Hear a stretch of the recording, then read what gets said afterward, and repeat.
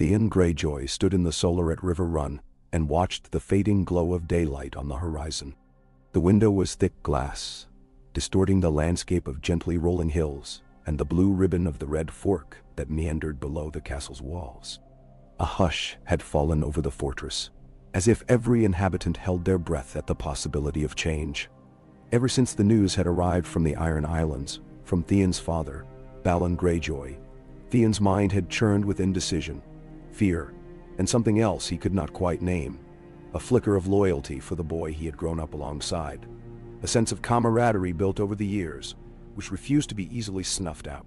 He felt the hush echo in his own chest, a quiet thunder that throbbed in time with his pulse. His sense of belonging had always been precarious, balanced between the Starks and his own kin. But time had a way of forging iron from raw ore, and from Theon's perspective, the fraction of life he spent as ward, and in some ways hostage, had hammered him into a shape more akin to those he lived with than those to whom he was born.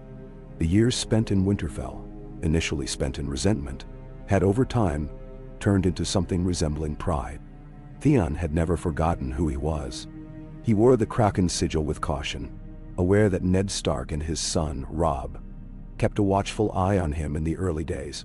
But as the seasons passed, as his laughter mingled with Robb's in the courtyard, as he fished with Rickon or teased Sansa about her dolls, Theon found the lines between who he was and who he was beginning to blur. Now the old lines threatened to rip wide open. Balon Greyjoy had declared that the Iron Islands would rise again in rebellion, seizing an opportunity while the realm was disrupted by war and politics. Robb Stark had marched south to war to avenge his father's capture, and Theon had gone along, brimming with confidence and a desire to prove his worth, to the Starks, to his father, and to himself. But that desire had taken him to a threshold he never expected, the possibility of betraying the one family that had truly treated him like a brother. Balon's summons all but demanded that Theon renounce his loyalty to Robb, seize the North in a cunning strike, and prove himself an Ironborn with salt water in his veins. Yet on this night, as dusk settled outside and the corridor behind him grew darker, Theon hesitated. Somewhere in the keep, Robb was conferring with his bannermen.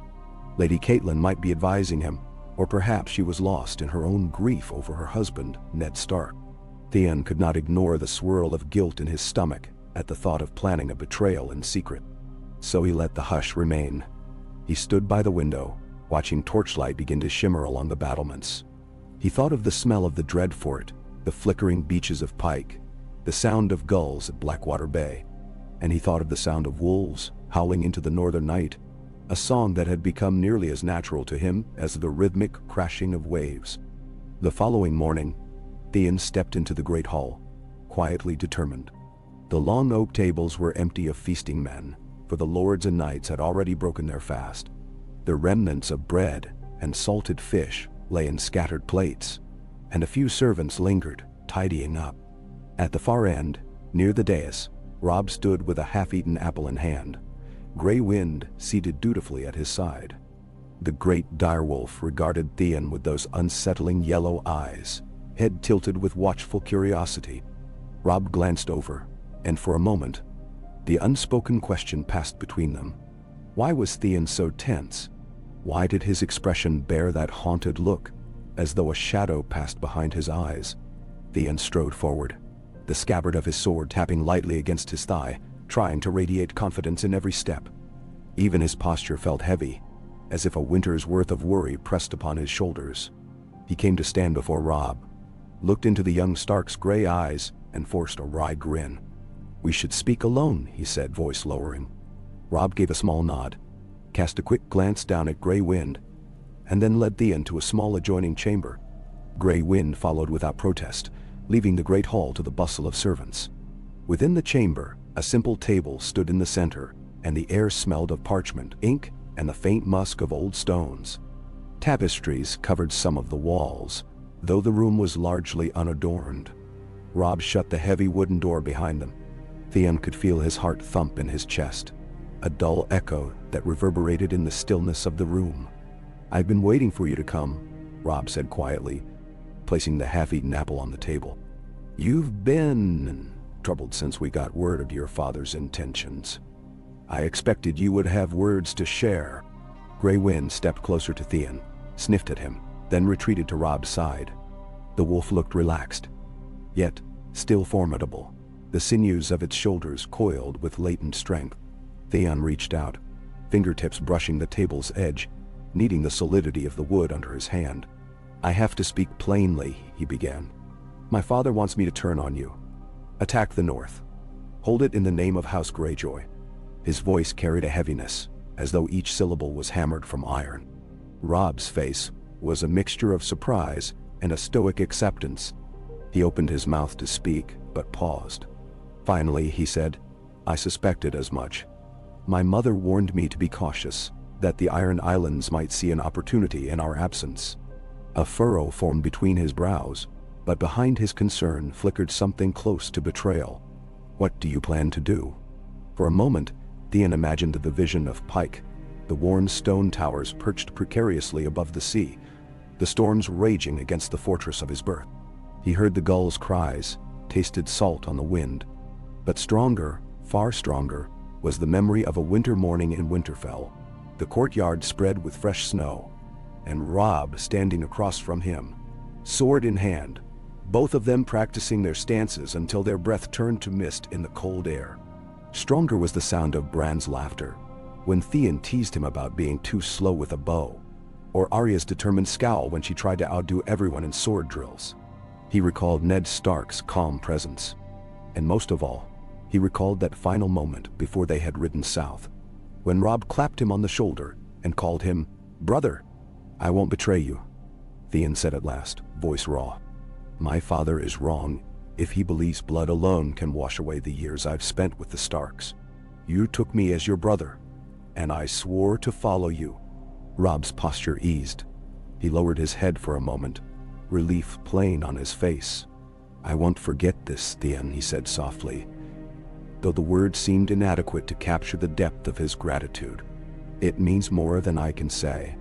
But if Theon felt relief in his decision, it was fleeting. There were consequences. Balon Greyjoy was not a man to be ignored or dismissed. Theon's refusal would undoubtedly spark retaliation. And beyond that, Theon sensed that his father would only find more bitter reasons to hate the mainlanders, to hate him, and to strike at them with all the fury of the Ironborn. Theon glanced at Robb, who was so young to be leading armies, to bear the weight of an entire kingdom's cause on his shoulders. He felt a pang of protectiveness, a surge of loyalty that bolstered his resolve. "I'll speak to your bannermen," Theon added. "I'll try to help them understand the threat from the seas. Perhaps we can strengthen the watch on the coasts, fortify the neck. Let me stay by your side and fight as a Greyjoy loyal to House Stark. I'll show them you have no greater ally in these waters." Robb nodded, though Theon saw in his friend's eyes a mixture of caution and gratitude. Grey Wind gave a soft rumble, as if echoing the unspoken tension in the room. "We ride for the twins soon," Robb said. "Then, if the gods are good, we'll find a path to free my father, or avenge him if it comes to it. I'll need every man loyal to me, truly loyal. You'll stand with me?" Theon placed a hand over his heart in a knightly gesture that he'd seen done countless times in the north. "I swear it." He kept to that vow.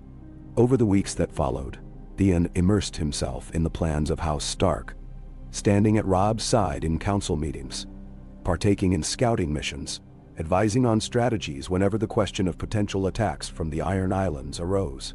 He spoke of Ironborn tactics, their proficiency in seaborne raids, their penchant for swift, brutal strikes, and the meager forces that might be left in the north to defend against them. With the main Stark and Tully host far to the south, there was a real risk that Balon Greyjoy would ravage the coasts. Yet, within Theon, there existed a lingering guilt. He feared that Robb might doubt his intentions. He saw the uneasy glances from some northern lords. He noticed how Lady Catelyn's hand sometimes twitched as though she wanted to reach for a blade at her side. In quieter moments he heard the muttered concerns. "We cannot trust the Kraken spawn, or watch your back around that one." Each whispered remark felt like a needle in his spine, but he could not blame them. The Ironborn were reavers. They were known for raiding the shores, burning villages, and slaughtering men in their sleep. It was a legacy that clung to Theon like the salt and brine of the sea itself. And yet, Robb, for all his caution, treated Theon with a semblance of acceptance. In the early morning hours, they sparred in the courtyard, the rasp and clang of steel echoing off the walls. Even gray wind prowled around them, ears perked, as if sensing the tension. One morning they paused mid-bout, both breathing heavily, sweat beading on their brows. Theon lowered his practiced sword, measuring Robb's skill with a grudging admiration. Robb had grown into a capable warrior, confident and quick-footed. That boy who once wrestled with him in Winterfell's yard was now a king in the north, crowned by his lords for his valor. At times, Theon felt like he was walking in a dream. So quickly had events unraveled. "I'm glad you stayed," Robb said, adjusting his grip. There was honesty in his eyes, a sincerity that made Theon's chest tighten. "Whatever comes of this war, I'm glad we'll face it together." Those words sank into Theon like hooks. He forced a smile and nodded. He resisted the temptation to glance around, to see if anyone else was listening. Instead, he raised his wooden sword again. "Ready?" he asked, injecting a bit of levity into his tone. They resumed, the sound of their practice overshadowing the anxieties swirling within Theon's mind. By the time the Stark host departed River Run, carrying on toward the twins to negotiate safe passage with Walder Frey, Theon rode near the front, flanked by stalwart men of the north. The banners streamed overhead, direwolf, trout, and a smattering of lesser houses, all flapping in the crisp wind. Each night when the army made camp, Theon would wander between tents, quietly observing the soldiers at their fires. He caught snatches of laughter, the clink of cups, the hush of whispered hopes that maybe the war would not drag on forever. Sometimes he found himself drawn to men from the north, offering to share stories of hunts near Winterfell's Wolfswood, as though to prove he belonged among them. But just as often, he would encounter glances weighted with distrust. An older knight, grizzled and scarred, once beckoned to Theon from across a campfire and fixed him with a stern gaze. "You say your father wants war on our shores?" the knight asked. "If he launches an attack, will you stand and fight him, Greyjoy? Will you spill ironborn blood to defend the north?" Theon hesitated. The question was a blunt knife to his heart. "I'm loyal to the king in the north," he said at last, letting the flames of the campfire dance in his gaze. "I do whatever needs doing. War demands sacrifice." The older knight regarded him a moment longer, then gave a curt nod, as if half satisfied. In the darkness, the other soldiers around them shifted uneasily. Theon felt he had spoken the truth, yet the weight of it settled heavily upon him. To fight his own kin, his own father. What a grim predicament. But he had chosen this, chosen the path that bound him to the Starks. He would not walk away now, not with so much at stake. When finally the army approached the twins, the weather turned sullen. Clouds piled overhead, threatening rain, or perhaps a burst of thunder. Long lines of men, horses, and supply wagons stretched across the horizon. The twins, standing on either bank of the Green Fork, loomed with their twin stone towers that gave the castle its name. A myriad of tents sprang up as the host prepared to camp, while Robb parleyed with Lord Walder Frey. The day's tension crackled in the air, as though even the sky braced for confrontation. Theon did not accompany Robb into the twins for that first meeting. Instead, he remained behind, tasked with overseeing some of the mounted scouts who patrolled the roads. As he led a small group along the riverbank, he could hear distant horns echoing, a signal of some arrival or departure at the twins. The air tasted of mud and rotting leaves, a far cry from the clean tang of winter wind or the briny breeze of pike. A hush covered the land, save for the gentle ripple of the Green Fork. He paused to top a slight rise and looked out over the column of men. Armored riders flickered in the gloom, torches bobbing in the early twilight. In that moment, Theon felt a pang of isolation. Beneath the direwolf banner, he saw men who were born and bred in the north, men who might freeze but never yield, men who gave their hearts to Robb with fierce devotion. Theon wondered if he truly had that same devotion, or if there remained a piece of him that still hearkened to the sea. Yet as soon as he asked himself that question, he recalled the 1,000 acts of trust and camaraderie that had shaped his youth. Robb's unwavering acceptance, Ned Stark's measured guidance, the sibling-like banter with the Stark children. Those memories flickered like a heartbeat, and he felt his chest swell with a kind of stubborn pride. Let others doubt him. He knew where his loyalty lay now. It would not be shaken, even if he had to defy his father's commands and endure the scorn of the Ironborn. Late that night, negotiations concluded, or at least reached a temporary arrangement. Robb returned from the twins, flanked by a few of his key bannermen and Lady Catelyn, who bore an expression of grim resolve. Whispers spread through the camp that Lord Walder Frey demanded a marriage alliance in exchange for passage. Some vow that neither Robb nor Catelyn seemed pleased with, but which they could ill afford to refuse.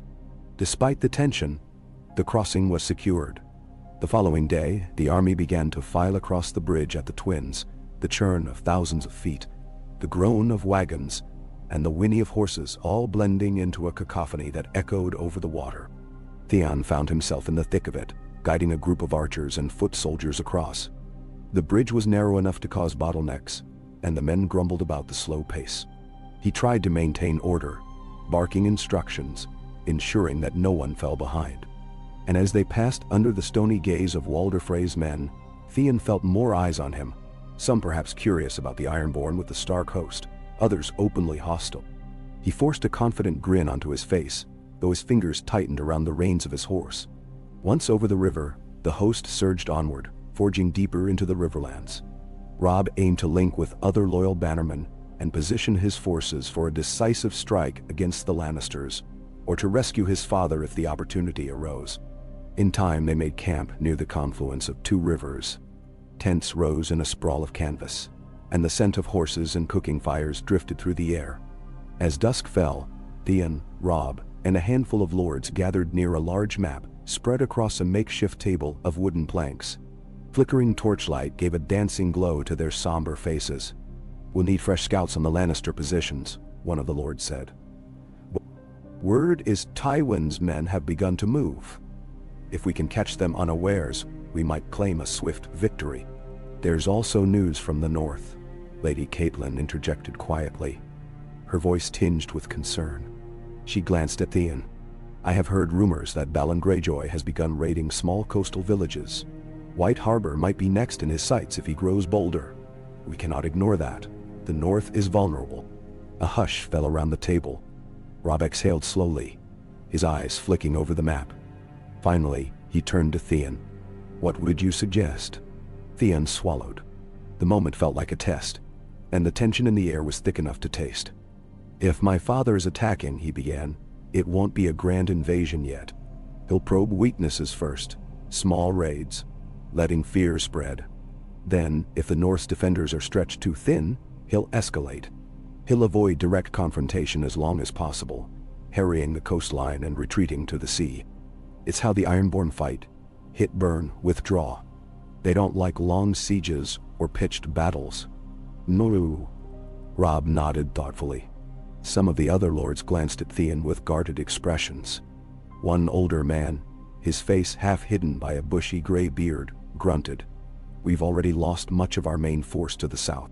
If the Greyjoys keep burning the coastline, how many men can we spare to defend it?" "Nick-Nepia." Lady Catelyn looked at her son. "Perhaps we should send a raven to Torrens Square or to the Manderleys in White Harbor, urging them to prepare their defenses. We mustn't leave the north to fend for itself. They must rally quickly." Robb's jaw clenched. He tapped a finger on the table, over the drawn boundaries of the northern coast. "We'll do that, but we have our own battles here. If Tywin Lannister marches to meet us..." His words trailed off, heavy with the weight of impossible choices. Then he glanced once more at Theon, and the tension seemed to ease just a fraction. "We'll endure. Together." After the council disbanded, Theon lingered by the map, tracing the outlines of the sea with a gloved finger. His father's seat of Pike, perched among the scattered rocks of the Iron Islands, was but a small sketch on the parchment, almost insignificant compared to the vastness of the mainland. Yet Balon Greyjoy's ambitions loomed large. Theon felt the old pang of conflict stir once more. That tug between land and sea, between the father who had sired him and the family that had claimed him as brother. He murmured a silent prayer to the drowned god. and the old gods alike, uncertain which one he truly trusted. In the nights that followed, Theon found it difficult to sleep. Dreams plagued him. Dreams of waves crashing over Winterfell's walls, of direwolves howling on the beach, of Robb calling his name as an iron kraken rose from the depths. He would wake in a cold sweat, heart hammering, convinced for a moment that betrayal still lingered in the corners of his mind. But then he would remember his choice. He had refused Balon's summons. He had declared himself for Robb. That was done. No matter what horrors the Iron Islands might unleash, Theon would not be swayed. In the midst of it all, he strove to prove his worth. He rode in the vanguard when the Stark host advanced. He volunteered for dangerous patrols, scouting the terrain for any sign of Lannister outriders. He even engaged in a brief skirmish with a band of brigands who had been terrorizing a small hamlet in the Riverlands, returning to camp with a bloodied sword and a fierce grin that he wore like a badge of honor. Slowly, some of the lords began to look at him with less suspicion. They saw that he fought with dedication, that he did not shirk from the hardships of the campaign. But there were always the whispers, always that undercurrent of distrust. Once, as Theon tended his horse near a campfire, he overheard two men muttering about him. "He's too smooth," one said in a low voice. "Always jesting, always boasting. How can we be sure he won't turn cloak in the night?" Theon clenched his jaw but said nothing. Another time, he was helping load supplies from a wagon, and a northern archer spat on the ground when Theon passed. Theon glared, hand drifting to the hilt of his dagger, but he forced himself to walk away. He did not want to create more tension within Robb's army. A small part of him whispered that this was punishment for the sins of the Ironborn, that perhaps he deserved it. Still, Theon bore it all. What else could he do? His decision was made. There was a grim solace in that, a strange comfort in the knowledge that he could no longer vacillate between the Starks and the Greyjoys. He had chosen. Now he would live with it, or die with it, if that was the cost. One crisp morning, as the autumn chill grew sharper and leaves began to turn gold and russet, Robb called for a war council. Theon attended, standing beside the other lords in a large tent that served as a temporary command center. The space was crowded with men of rank, each wearing cloak and sigil, each reeking of sweat and leather, each brimming with tension. Robb stood at the head of the table, Grey Wind at his side. Lady Catelyn was present as well, her gaze flicking from face to face, gauging each lord's reaction. Lord Tywin gathers his forces near Harrenhal. Robb announced, "We have a chance to intercept a portion of his army if we move swiftly. My scouts tell me there's a smaller host moving north, likely meant to draw us out or harass our flanks. If we can isolate them and force a battle, we might deal a telling blow. But we need accurate intelligence. That's where we turn to Theon." All eyes shifted to Theon in a single, jarring moment. He felt a jolt of surprise. "May he asked, trying to keep the edge of unease from his voice. Robb nodded. "You know how to move quickly, how to command a small group on dangerous missions. I want you to lead a scouting party to confirm the Lannister troop numbers and their direction of march. We can't risk guesswork. Return with the information and we'll plan our next move." It was a task fraught with peril. Theon understood that leading such a mission would require venturing close to the enemy lines, perhaps skirmishing with their outriders. But he found his heart stirring with a sense of pride and purpose. Robb was trusting him, putting faith in him, despite the murmurs of doubt from some quarters. It was a chance for Theon to prove unequivocally where he stood. He cleared his throat and bowed his head a fraction. "I'll do it. I'll get you the answers you need." As the council continued, the plan solidified. Theon would take a small band of cavalry, men skilled in swift strikes and evasions. They would ride out at first light, skirt around the main route, and try to catch sight of the Lannister army. Then they would report back as swiftly as possible. The conversation moved on to other logistics, but Theon barely registered the details. Adrenaline pulsed in his veins. He could feel the tension easing in some of the onlookers, as though they were seeing him not as a liability, but as an asset. A faint, grim smile tugged at the corners of his mouth. He refused to let them down. That night, he paced beside his tent, checking his gear, sharpening his sword. He spoke briefly with Robb, who clasped him by the shoulder and reminded him to be cautious.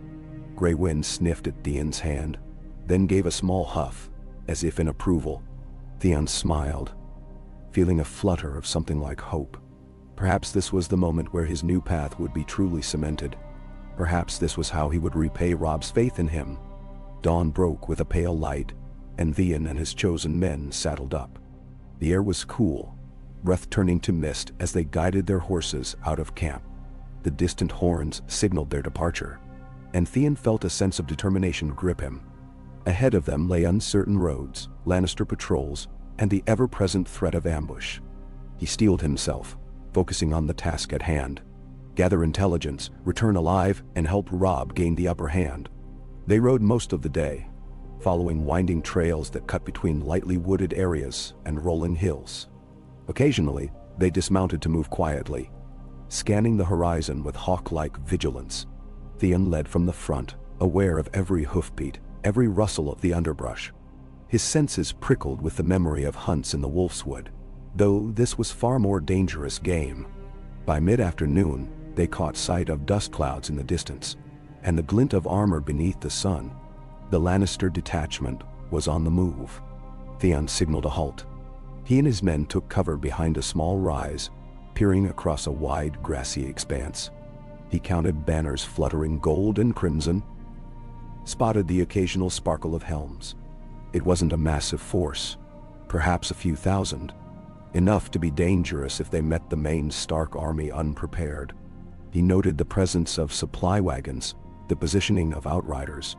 His men exchanged tense whispers. "Should we get closer?" one asked. Theon shook his head. "We have what we came for. They're heading north-northeast, likely aiming to raid or force Robb to meet them away from his better position. Let's fall back." They retreated a safe distance, picking a route that would let them circle wide around the Lannister force. Theon kept a close watch to the rear, worried about enemy outriders. He'd heard tales of Lannister horsemen who could strike from behind thick copses of trees, but fortune seemed to favor them that day. By dusk, they were well on their way back to Robb's camp, shadows lengthening across the hills. When night fell, Theon called for a halt near a small stream. The men dismounted to water their horses and take some rest. A half-moon glowed overhead, lending a dim silver sheen to the landscape. The group kindled a small fire, careful to hide the flames as best they could. Tiredness settled in Theon's bones, yet a spark of excitement pushed him on. They had the intelligence Robb needed. With it, the king in the north could maneuver, potentially ambush this smaller Lannister host. Theon found a spot by the stream and knelt, cupping cool water in his hands and splashing his face. The gentle rush soothed him. He closed his eyes, listening to the soft murmurs of his men and the quiet hush of the wilderness. For a moment, his thoughts drifted to the Iron Islands, to the storms raging against the towers of Pike. He wondered if his father was sending more raiders north, if Winterfell was safe. The swirl of worry remained, but he pushed it aside. His loyalty belonged here, in this war camp. He had no illusions about the cost, but he stood by his choice. A shrill whistle cut through the night. Theon froze, water dripping from his chin. Then a shout. "Riders!" Tension ripped through the camp in an instant. Theon scrambled to his feet, reaching for his sword. The hour was late, the moon pale, but in the faint light, Theon glimpsed shapes moving between the trees beyond the stream. Armor reflected silver in the gloom. An ambush. Lannister outriders, or perhaps some other group of brigands. Theon's men rushed to form a loose defensive ring, swords and spears at the ready. Horses neighed in alarm, stamping the ground. A voice called out from the darkness, laced with contempt. "You carry Stark banners, do you not?" Then, a sneer. "There's no use hiding. We know you're there." Theon's heart pounded. With a steadying breath, he stood among his men. "We can't outrun them with the horses half-watered," he muttered to the nearest rider. "We stand and fight, or we break through." In a matter of moments, steel clashed under the moonlit sky. Theon shouted instructions, trying to keep his men from being flanked. The enemy force wasn't large, but they had the element of surprise. Theon's sword flashed, connecting with the blade of a mounted foe. The clang reverberated through his arms. He pivoted, slashing across the rider's leather cuirass, sending the man reeling. Another enemy lunged, nearly catching Theon off guard. He ducked, swung his blade low, and felt the jarring impact as steel bit flesh. The rider toppled with a cry. His men fought bravely, though the gloom made it difficult to discern friend from foe. Hooves thundered, sparks flew, and screams echoed in the darkness. Theon glimpsed the flash of a golden lion sigil on a shield. Lannister men indeed. Adrenaline surged, sharpening his senses. He pressed forward, trying to rally his comrades. He glimpsed one of his riders, Brian, a youth with a bright shock of red hair, fall from the saddle, a spear in his side. A stab of guilt hit Theon as he pulled his horse around, unleashing a wild slash that sent the spearman toppling. In the midst of the chaos, Theon saw a chance to break free. Some of the Lannisters had circled behind, leaving a gap near the tree line. "With me," he bellowed. "Break through." He spurred his horse, trusting his men to follow. A barrage of hooves thundered behind him as they galloped for the opening. A few arrows whistled overhead, but most went wide in the darkness. Theon kept low in the saddle, urging his mount forward. The night seemed alive with violence, but his focus narrowed to that single goal: escape with as many of his men as possible. They burst through the gap, the trees whipping past them in a blur. Theon risked a glance over his shoulder, saw a few of his men trailing, others lost in the melee. He cursed softly, but there was nothing he could do without being cut down. For what felt like an eternity, they galloped under the moonlit canopy, hearts pounding. Finally, the sounds of pursuit faded. Theon slowed his horse, chest heaving, sweat mingling with the blood that stained his sleeve. He realized with a grim set of his jaw that his left arm had been grazed by a blade, and pain flared at the movement. A handful of men rejoined him, breathing ragged, some wounded. They exchanged worried glances, but relief flooded them at having escaped the worst. Yet the cost was high. They had lost men in that ambush, men who had trusted Theon's leadership. A bitter taste filled his mouth. He inhaled, tried to steady himself. If they delayed any further, the Lannisters might regroup, might chase them down again. He forced himself to speak. "We ride on," he told them. "We have to get back to Robb with what we've learned." No one argued. They trudged forward, deeper into the night, guided by the faint glow of the moon and the primal will to survive. Theon led them, ignoring the pain in his arm. His mind raced as he thought of what had happened. The Lannisters were already prowling this far into the Riverlands. Robb needed to know. The war was escalating. And if Theon harbored any illusions that the Iron Islands might be reasoned with, well, those illusions were as dead as the men had lost.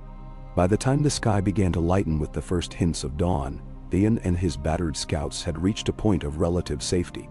Theon squinted into the pale sky, every muscle aching, his throat dry. The small group paused on a hillside, overlooking a shallow valley. In the distance, Theon could make out the smudge of smoke from campfires, the Stark army's location. Relief mingled with dread. He would give Robb the intelligence, but how many more battles and ambushes lay ahead? He dismounted, nearly stumbling from fatigue. A couple of the men exchanged hushed words, one set to binding Theon's arm with strips of cloth. He winced but held still, forcing a half smile at their crude but earnest ministrations. "We'll ride easy from here," he said quietly, meeting their eyes. "We'll be safe soon." Yet he knew that the true safety he had once felt, the sense of home he'd known in Winterfell's walls, was irretrievably gone, or had consumed the land, set friend against foe, father against son. That hush within him, the hush he remembered feeling in Riverrun's solar, lingered, an echo of heartbreak, of longing, of determination. He clung to it, certain that even in this darkest hour, his choice would be vindicated, and his loyalty would not be in vain. Summoning the last reserves of his strength, Theon remounted.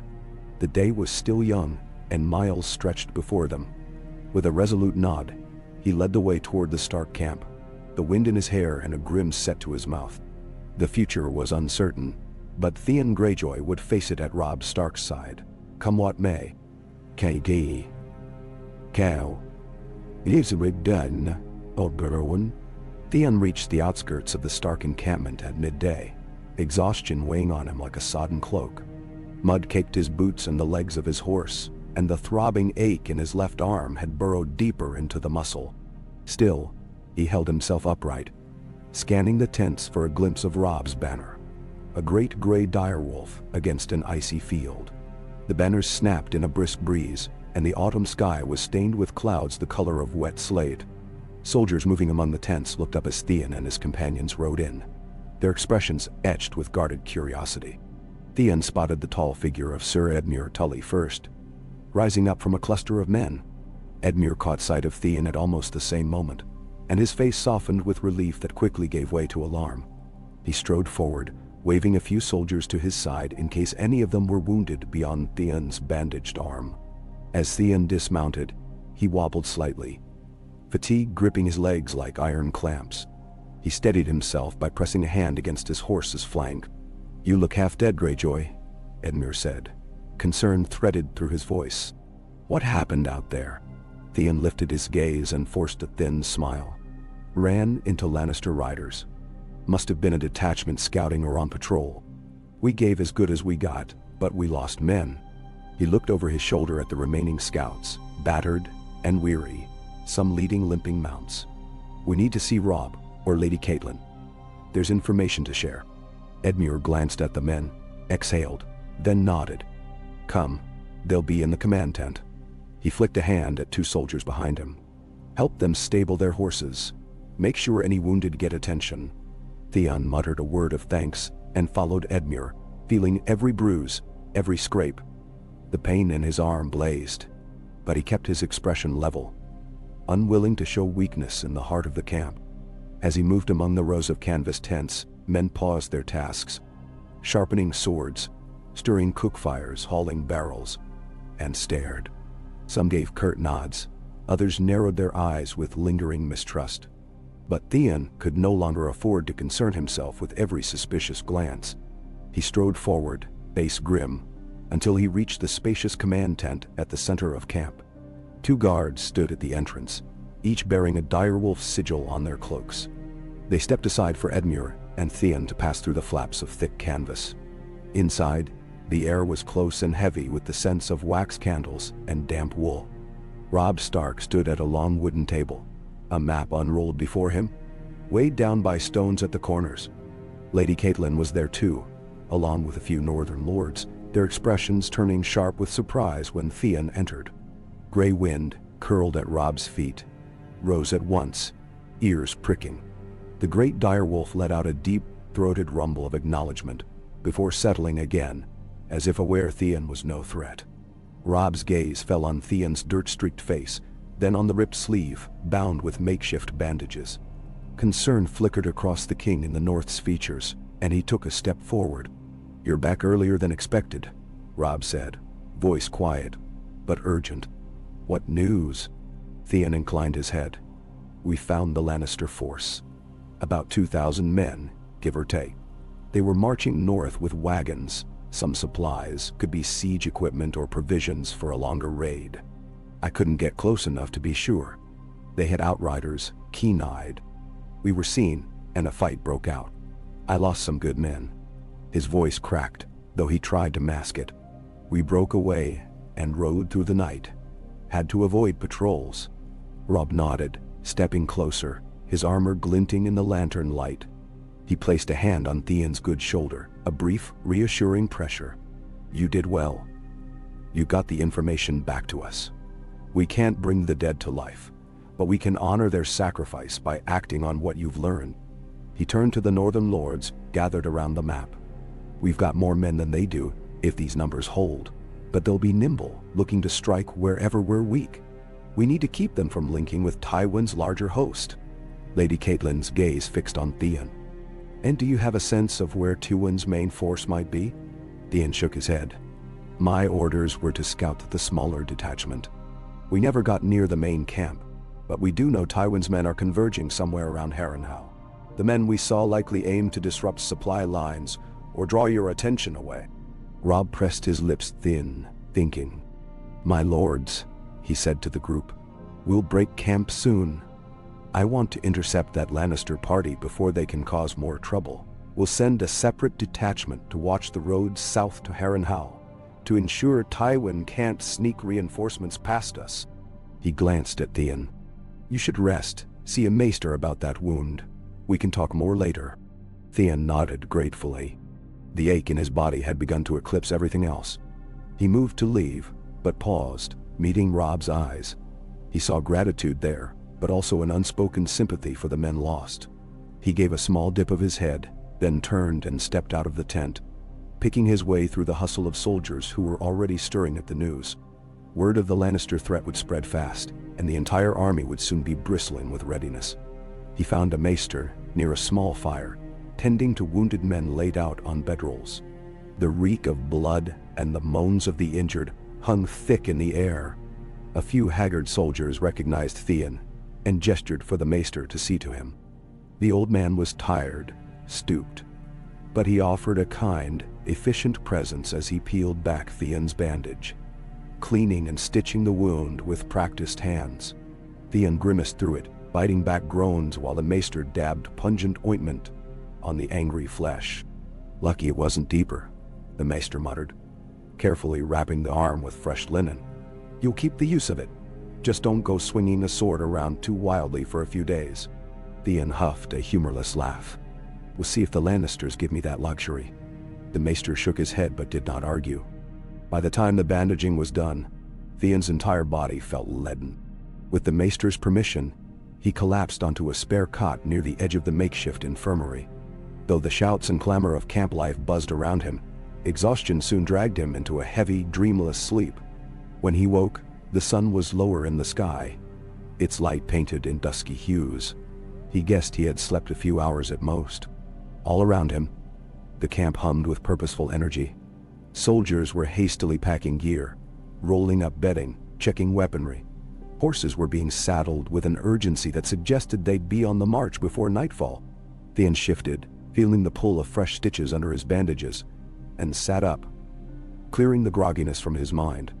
Outside, the campfires burned in half-circle rings, heating simple stews and boiling water. A swirl of wind carried the scent of onions, meat, and damp canvas. Theon took a moment to orient himself, then made his way through the rows of men. He spotted a group of archers he recognized. Some had ridden with him on the scouting mission. One of them, a wiry man named Harren, gave Theon a nod of respect. "Glad you made it," Harren said quietly. "The others, well, not all of us got out." Theon's jaw clenched. "They died bravely." "I'm sorry." He wasn't sure what else to say. He felt the weight of their loss pressing down on him, a new scar on his already torn conscience. Harren looked away, blinking hard. "Hey, that they did." He cleared his throat. "We're moving again soon. Robb wants to intercept those Lannisters before they slip away. He'll likely march us out before dark. We might try to catch them off guard at dawn." "Now, Harren nodded, turning back to the fletching he was adjusting. Theon left him to it, weaving deeper into the camp in search of Robb or someone else who might update him on the plan. After a short while, he found Robb with Lady Catelyn and a handful of bannermen by a line of tethered horses. Robb was conferring in low tones, his posture taut with anticipation. At Theon's approach, Robb turned and gave a brief nod. "Feeling better?" "Enough to ride," Theon said, pressing his hand carefully against the bandage. "Doesn't look pretty, but I'll manage." "Good." Robb jerked his chin at the cluster of men around him. "We're dividing the army. A smaller force will remain here near the crossroads to prevent any stray Lannister bands from harassing the Riverlands. The rest of us will move north at a forced march, aiming to get ahead of those men you spotted. It's risky. Theon could capitalize on our absence, but we can let that detachment roam free." "Are you able to come?" Theon hesitated, feeling the protest of his stiff arm. Yet the prospect of staying behind, of letting others face the battle, twisted his stomach with something close to guilt. He gave a sharp nod. "I'm coming. I want to finish what I started." Robb studied him, as if measuring Theon's resolve and the condition of his wound. Lady Catelyn's gaze flicked to the bandage, her lips thinning in mild disapproval. but neither voiced an objection. Robb turned to one of the attendants. "Make sure Theon has a fresh horse, and see he's given provisions." As the attendant moved off, Lady Catelyn stepped forward, lowering her voice so only Theon and Robb could hear. "This is a bold move, splitting our forces yet again. We stand to gain an advantage if we can defeat that Lannister group or capture them. But we're courting danger."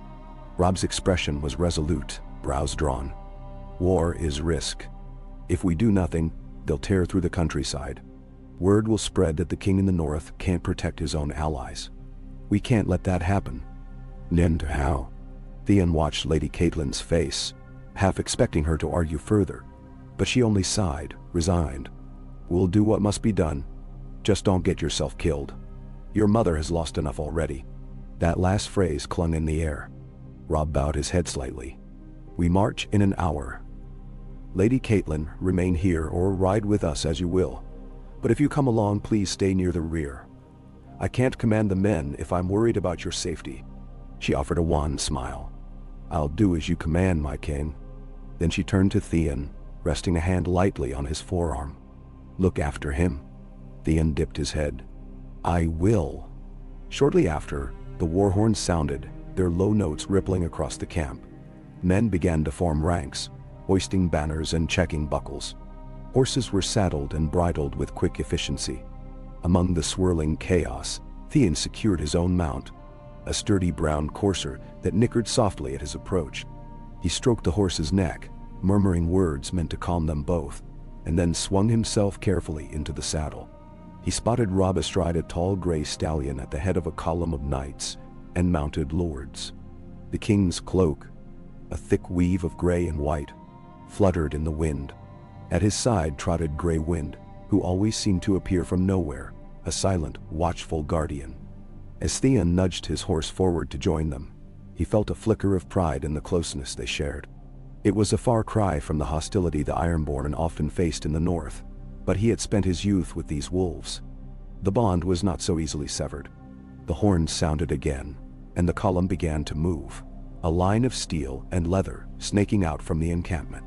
Dozens of banners bobbed and snapped, some belonging to houses loyal to House Stark, Umbers, Karstarks, Mormonts, Glovers, while others were smaller houses from the Riverlands, still allied through Lady Catelyn. Theon took his place near Robb, one hand resting on the pommel of his saddle, the other gripping the reins. The rhythmic jangle of armor and harnesses set a grim tempo. They were off to war yet again, chasing the next skirmish, the next threat. This was the relentless reality of a realm in turmoil. They rode north into the late afternoon, the sky darkening as if a storm brewed. The wind was brisk and carried the smell of damp leaves. Occasionally, outriders would gallop back with reports of potential Lannister movement, but no clear sign of the main detachment they sought. Robb conferred in low voices with his commanders, adjusting their route, pushing the men to maintain a grueling pace. Theon's arm ached as the hours wore on, and weariness tugged at the corners of his mind. But he forced himself to stay alert. Any moment, and any scout might catch sight of their column, or a cunning ambush might lie around the next bend in the road. Near dusk, they halted by a small wooded area to rest the horses and let the foot soldiers catch up. Theon slid from the saddle with a hiss of pain, feeling the sting beneath his bandages. He let out a slow breath, planting his feet on the ground to keep his balance. Robb dismounted beside him, handing his horse off to a squire. Grey Wind prowled nearby, nose lifted to the wind. "Come," Robb said, gesturing for Theon to walk a short distance away from the ranks. "We need to speak privately." Theon followed, weaving between the soldiers who were busy searching for fresh water and laying out bedrolls, though Robb had said they would only rest briefly. They reached the edge of the trees, where the sounds of the marching column faded a little under the hush of the foliage. Theon leaned against a trunk, catching his breath. Robb crossed his arms over his chest, gaze intense. "You understand what capturing or destroying that Lannister group could mean, don't you?" Robb asked quietly. "We might hold them hostage, force a ransom, or we might scatter them so thoroughly that Tywin's grand strategy suffers a blow. Either way, we prove we can match his cunning with our own." Theon nodded, wincing as he tried to move his injured arm. "Yes. If we trap them, we might get valuable prisoners, lords or knights who can be exchanged, or from whom we can glean information. You need me to do anything specific?" Robb's face softened just a fraction. "I've decided to give you command of a small flanking party. I want you to circle around and come up behind them if we manage to engage. You know how to strike hard and fast. Your men trust you." His brow furrowed. "But you're wounded, and I don't want you to push yourself to the point of collapse." Theon considered this, feeling a swell of pride warring with the dull throb of his injury. To lead men into battle, men who might otherwise doubt his loyalties, was a weighty responsibility. He flexed his bandaged arm, testing its range. It was stiff, sore, but he could still grip a sword. He looked Robb in the eye. "I can do it." Robb offered a short nod as if expecting that answer. Then he reached out, clasping Theon's forearm lightly. "You've proven yourself, Theon, but be careful. I don't want to lose you, and I don't want you dying for a rash charge. Remember, the objective is to disrupt and confuse the enemy, then let the main force crash down on them. Don't let pride or pain push you beyond reason." A faint grin tugged at Theon's lips, though it lacked real humor. "I'll keep that in mind, Your Grace." Robb let go and turned, scanning the darkening woods. Theon followed his gaze, a hush settling over them. For a moment, neither spoke. Then Robb said softly, "I sometimes wish none of this had happened. That we never left Winterfell, that my father had never gone to King's Landing. So many lives might have been spared." Theon's throat tightened. He understood the sentiment all too well. "Sometimes I wish I had never been taken as a ward, then I wouldn't have to choose between two families. But maybe that's the way of things, Robb. We stand where the gods put us. All we can do is make choices." Robb frowned, as though tasting the bitterness of that truth. A breeze rustled the leaves overhead. Finally, he said, "Let's prepare. We'll ride again once the horses have had time to drink. We might engage by dawn if our information is correct." Theon watched Robb stride back toward the men. A strange warmth sparked in his chest. Something like loyalty mixed with a tinge of sorrow. He was no fool. War could devour a man in an instant, and victory was never guaranteed. But for now, at least, he felt certain of his place.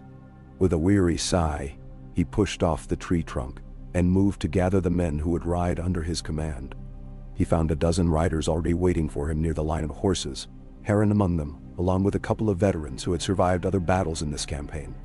Their expressions were grave but resolute. Theon gave them a brief nod, letting them see he wore the mantle of leadership. Wounded arm or not, he outlined Robb's plan in quiet, direct tones. They would break from the main column once they neared the area where the Lannister force was likely camped.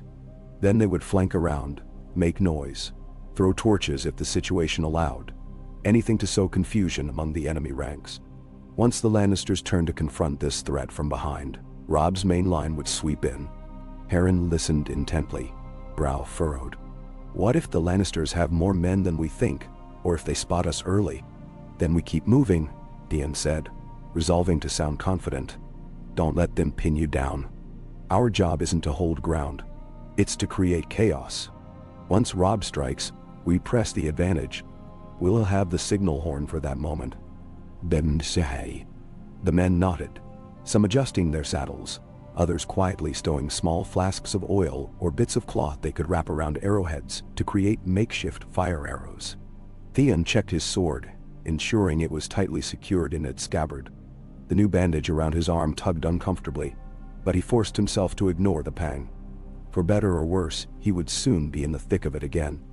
Twilight sank into true night, and the stark host once more set out. Torches flickering in the gloom. The men marched in disciplined silence, weapons clinking softly under the hush of the wind. If the Lannisters were nearby, the sound of hundreds of men on the move would not be easily concealed. But with luck, it would still be enough to take them by surprise.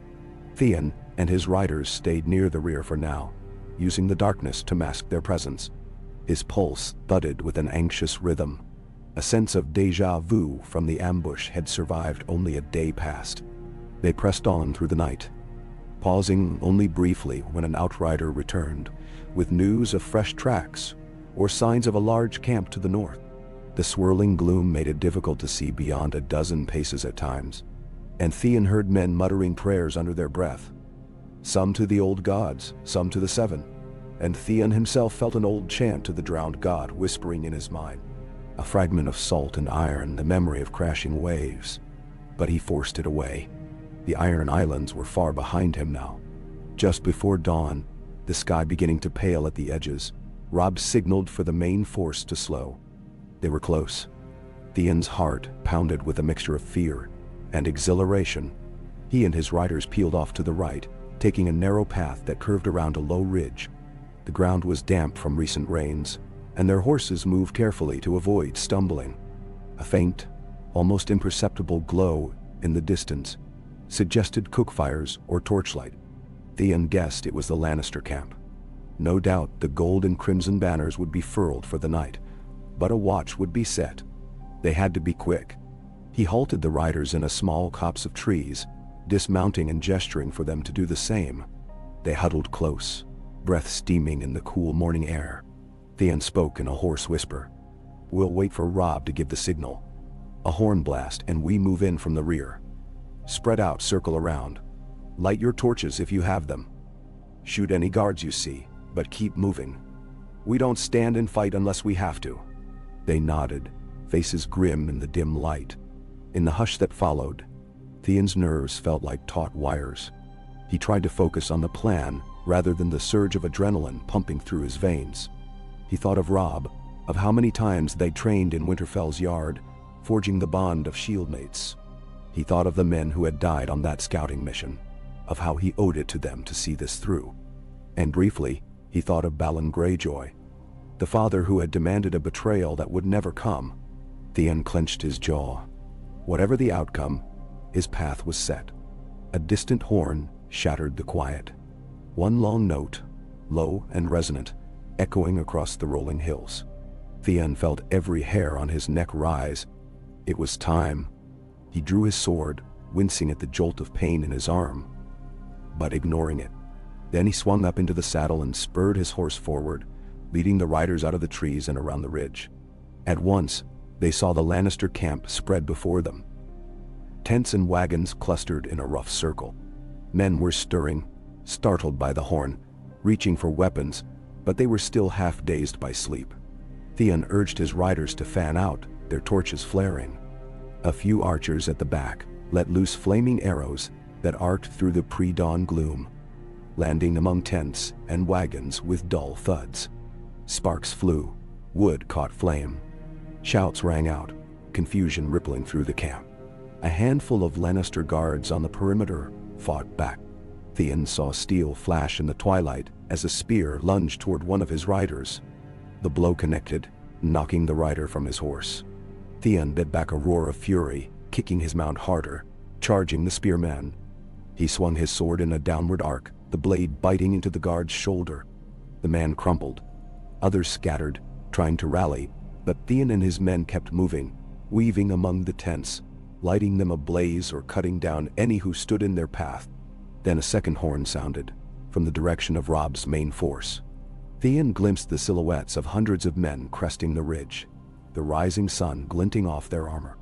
With practiced discipline, the Stark infantry advanced in a broad line, shields up, pikes bristling. War cries tore through the air. The Lannisters, caught between two forces, scrambled to form ranks but seemed disorganized, half-dressed, some lacking helmets or breastplates. Theon felt a savage rush of triumph. The plan was working.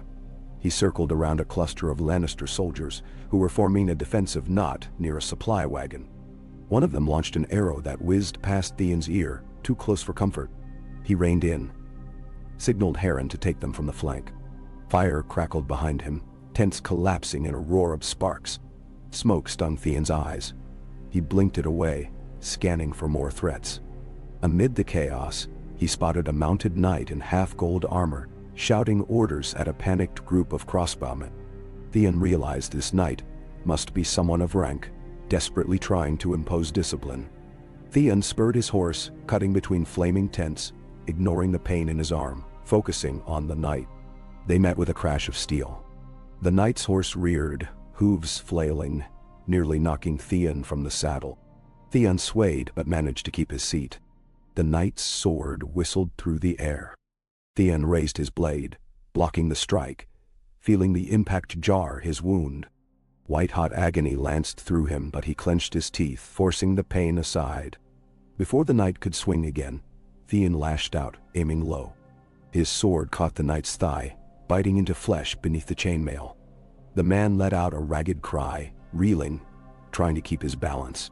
Theon seized the moment, ramming his shoulder into the knight's side, throwing him off the horse. He toppled with a clang of armor. Crossbowmen nearby scattered, seeing their leader felled. Theon exhaled a shuddering breath, adrenaline pounding in his ears. All around, the battle raged. Theon could hear Robb's forces surging into the camp, crashing against the now rallying Lannisters.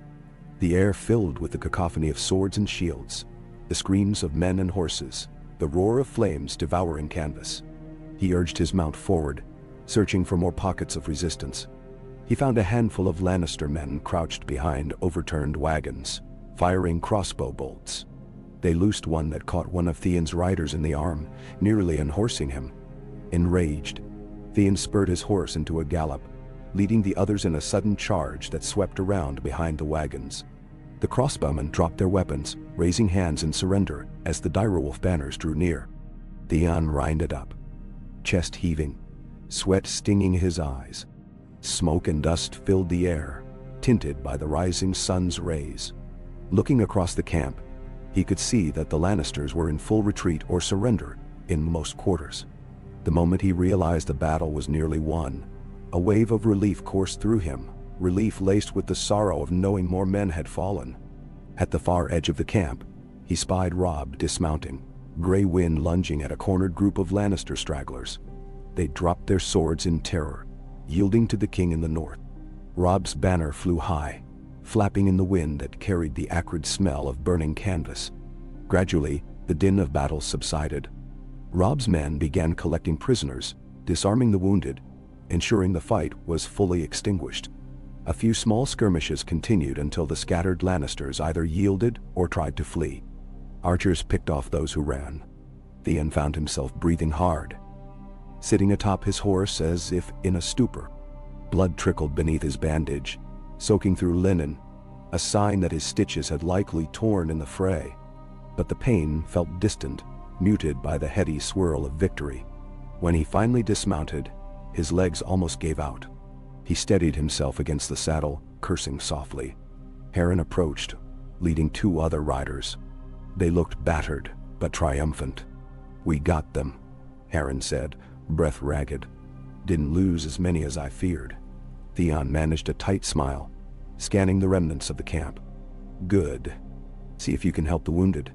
I need to find Robb." "Nean." Harren nodded, and Theon limped away, weaving through the aftermath. Bodies lay strewn on the trampled grass, mingling red Lannister cloaks with Stark uniforms. Here and there, wounded men moaned, calling for aid. Small fires still crackled, belching dark smoke. Theon forced himself to keep walking, though each step jarred his wounded arm and each scene of death tugged at his conscience. He found Robb near the center of the camp, surrounded by a ring of loyal men. A half-dozen captured Lannister knights knelt on the ground, hands bound. Blood streaked their armor and pale faces. Robb was speaking with one of his bannermen, instructing them on how to organize the prisoners. Grey Wind stood close, panting, muzzle stained. When Robb caught sight of Theon, relief flickered across his face. He pushed through the throng, ignoring the sharp stench of blood and death. "You're bleeding," Robb said, brow creased as he took in Theon's frayed bandages. "And you look like you can barely stand." "I'm fine," Theon lied, swallowing hard. "How many did we lose?" Robb's gaze dropped momentarily. "Not as many as in a direct siege, but enough. We'll have to count the bodies once the dust settles." He gestured to the disarmed knights. "We captured a good number of them, though. They'll fetch ransom, or perhaps we can trade them for some of our own captives." Theon nodded, a hollow ache blooming in his chest. Another victory, another grim day. He could see Lady Catelyn in the distance, walking among the wounded with a sorrowful expression, speaking words of comfort here and there. Robb turned to Theon again. placing a hand against Theon's uninjured shoulder. "You led your men well," Robb said quietly. "Your flank was crucial. This might just shift the balance for us, or at least show Tywin we're not so easily cornered." Theon's head felt light, and a wave of dizziness washed over him. He blinked, focusing on Robb's words. Glad to hear it." Robb's gaze sharpened with concern. "You need a maester again, or at least some time to rest. Come, let's get you to a healer's tent. Gods know you've earned a bit of respite." Without waiting for argument, Robb draped Theon's good arm over his own shoulders and guided him through the ravaged camp. As they passed, soldiers parted respectfully, some murmuring Greyjoy, with something close to admiration. Theon caught scattered words. "Fought bravely. Good flank charge. Didn't think he had it in him." And he felt an odd pang of validation. He was proving himself, forging a new identity in the eyes of men who had once seen him only as an ironborn ward. They reached a hastily assembled medical station, just a stretch of cleared ground where the Stark army's maester and assistants laid out the wounded. Men lay groaning on blankets or propped against tent posts, while a few able-bodied souls attempted to clean and bandage their injuries. Robb eased Theon down near a makeshift table, then shouted for the maester. The maester approached, white robes stained red at the cuffs, face grim from hours of tending the wounded. He took one look at Theon's soaked bandage and scowled. "I told you not to swing that sword too wildly." Then, with a gentle but firm motion, he peeled away the bandage, exposing torn stitches and fresh blood. Theon hissed, sweat beading on his brow. Robb squeezed Theon's shoulder once more, then stepped back to allow the maester room. "Stay alive," he said quietly. "I'll check on you soon." And with that, Robb slipped away, drawn by the clamor of men calling for their king's order. Theon watched him go, feeling a surge of gratitude that mingled with the throbbing pain. The maester set to work, cleaning the wound again, stitching it more carefully this time, applying fresh ointment that stung like fire. Theon bent down on a rolled scrap of leather, his gaze drifting over the chaotic scene. Men crying out for water or mercy. Lumps of ragged shape under blood-stained sheets marking those already gone. Smoke from the still-burning tents hazed the air, and the rising sun's rays glinted off the battered armor of those who had survived. When the maester finished, Theon slumped against the rough trunk of a felled tree, exhaustion crashing down. His eyes flickered shut, and for a few moments, he simply let himself breathe. The screeches and groans of the battlefield receded into a dull roar, and he willed himself not to think of the next fight, the next sacrifice that war would demand. For now, at least, he had done his duty. Time passed in a blur. Voices drifted in and out around him. Soldiers hauling prisoners away, others piling the dead. The hiss of steam from quenching hot blades.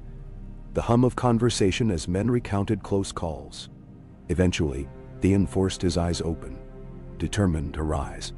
His arm was bound tightly, numb with pain, but stable. The rest of his body felt bruised and weak, yet functional. He pressed his palms against the ground, pushing himself upright.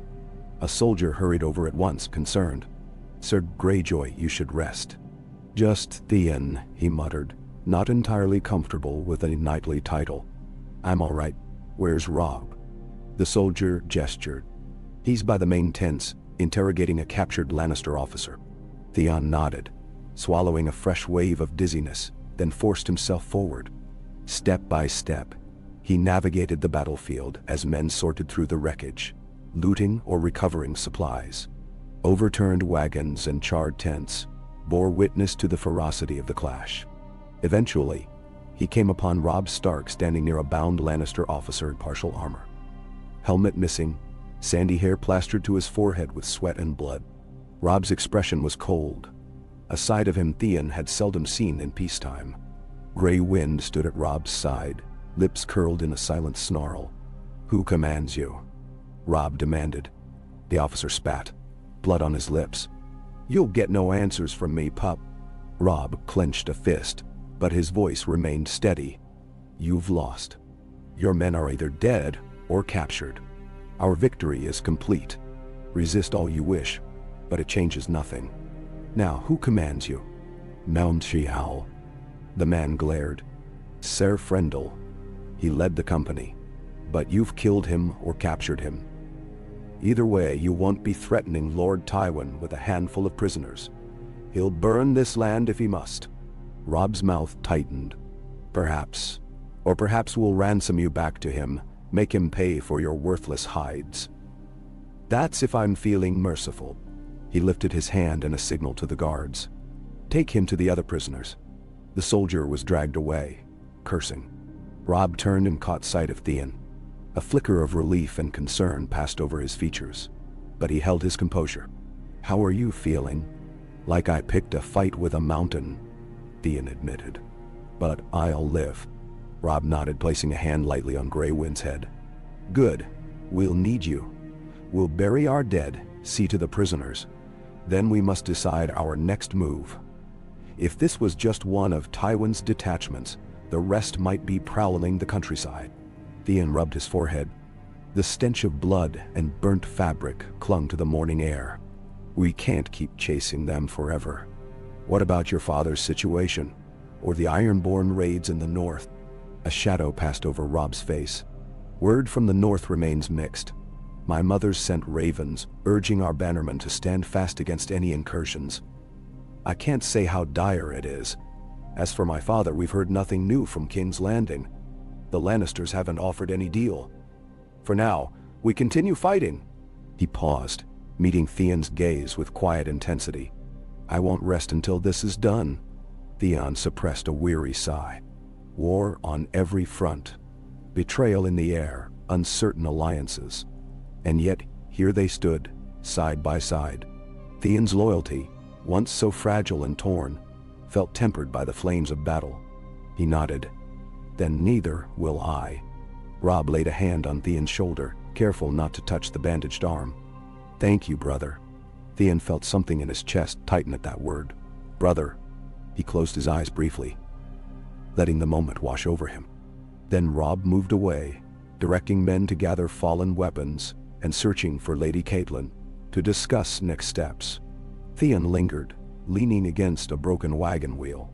The morning sun was climbing in the sky now, revealing the carnage in stark detail. All around, men labored to restore some sense of order after the chaos of battle. Prisoners were being herded into a makeshift pen under guard, while the dead were lined up for identification.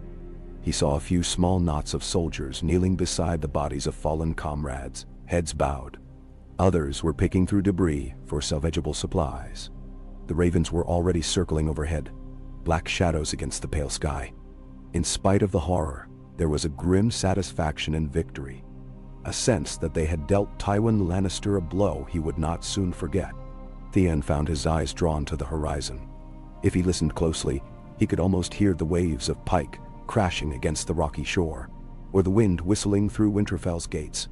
So much conflict, so many loyalties tested, and yet somehow he felt more sure of himself in that moment than he had in all the years leading up to this war. As the day advanced, Theon forced himself to help where he could, speaking with men who had lost friends, quietly thanking those who had trusted his command. He even retrieved a few battered shields bearing the direwolf sigil from the field, ensuring they wouldn't be trampled or lost. Though his arm twinged sharply with each movement, he pushed through the discomfort. He did not want to hide in the medical tent. He wanted the men to see him as part of them, not an outsider who only emerged in times of glory. By late afternoon, the last of the fires had been quenched. Lady Catelyn oversaw the distribution of what meager medical supplies remained.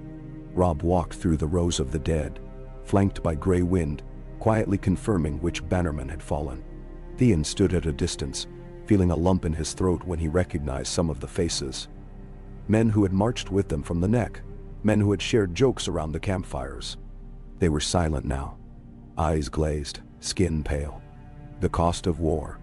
At length, Robb emerged from the line of bodies, meeting Theon near the battered remains of a supply wagon. Neither spoke for a moment. Then Robb said, voice low, "We'll give them proper burials. We owe them that." Theon nodded. "And after?" Robb's mouth tightened. "We move again, If Theon is near Harrenhal, we need to rejoin the rest of our host and prepare for whatever comes next. I'll not let him catch me unawares." A strained silence fell between them. They were both bone-tired, hearts heavy with loss. Yet Theon sensed the flicker of resolve in Robb, a fierce determination that mirrored his own. War might grind them down, but they would not be broken. Theon inclined his head, summoning a faint smile. "Then let's see it through, until the end." Robb managed a matching smile, though sadness lingered behind his eyes. He reached out, clasping Theon's forearm gently, away from the wound. "Yes, until the end. Never." They stood like that for a moment, two young men bearing the weight of armies and promises, each battered by the tides of conflict, but united by a bond forged in the cold snows of the north. And in that fleeting instant, Theon felt the surety of his choice burn as brightly as any torch. He would stand with Robb Stark, come what may. The wind carried the echo of distant ravens overhead, and the war-ravaged camp spread out behind them, a testament to the trials yet to come. But neither Theon nor Robb looked away from the horizon. They had chosen their path, and they would face it together. Kanini, Kau. Men labored through the fading light, bearing the fallen to a slope of soft earth beyond the trampled remains of the Lannister camp. Crows had already begun to gather in the high, leafless branches of an old oak, drawn by the scent of blood and death. Overhead, the sky stretched in bruised purple and orange hues, the sun sinking behind rolling hills.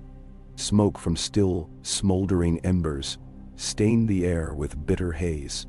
A hush spread as the living prepared to say farewell to the dead. No voices rose in dispute. There was only the scrape of shovels, the muffled footfalls, and low murmurs of men lost in thought. Theon stood near the graves, one hand pressed gingerly to his bandaged arm. Each shallow breath reminded him of his body's protest. The fresh stitches throbbed with pulsing heat, but he forced himself to remain upright. He owed it to those who would soon be committed to the earth, men who had followed him in the night's ambush. He glanced at Robb, standing a short distance away with Lady Catelyn at his side, and was struck again by how young the king in the north looked in the dimming light. Yet sorrow lined Robb's features, and a quiet determination shone in his gray eyes. A few northern lords had gathered, speaking in low voices as they recited short prayers. One by one they turned to the bodies laid out in rough rows, naming each fallen man if they knew him, marking the graves as best they could. In calmer times, families might have had a full funeral, with rites specific to each faith, some dedicated to the old gods, some to the seven. But on a battlefield, final rites happened swiftly or not at all. Theon clenched his jaw, recalling scraps of memory. A shared joke with a foot soldier named Meryn, laughter at dusk while cooking a thin stew. That same Meryn was among the dead, his body wrapped in a stained cloak. Theon's stomach knotted. War was so impersonal, yet heartbreakingly intimate at the same time. Robb spoke without raising his voice, but the men around him stilled at once. "We honor our brothers who fought and died," he said, his tone subdued. "They showed courage, they showed loyalty, and in giving their lives, they gave us this victory. We will not forget." A murmur swept through the small assembly. Then Robb inclined his head, stepping away to give Lady Catelyn room. She too said a few words, though her voice quavered slightly when she spoke of sons and fathers. Even Grey Wind, standing behind them, seemed subdued, muzzle lowered as though sensing the sorrow of the moment. Theon bowed his head. Though he did not voice a prayer, he let his thoughts turn to those men who had believed in him. He wanted to cling to their memories. He recalled their bravery, how they'd formed up behind him in the night, trusting his orders in the swirl of flames and steel. With a quiet breath, he promised himself he would do better in the battles to come. Perhaps it was a foolish oath.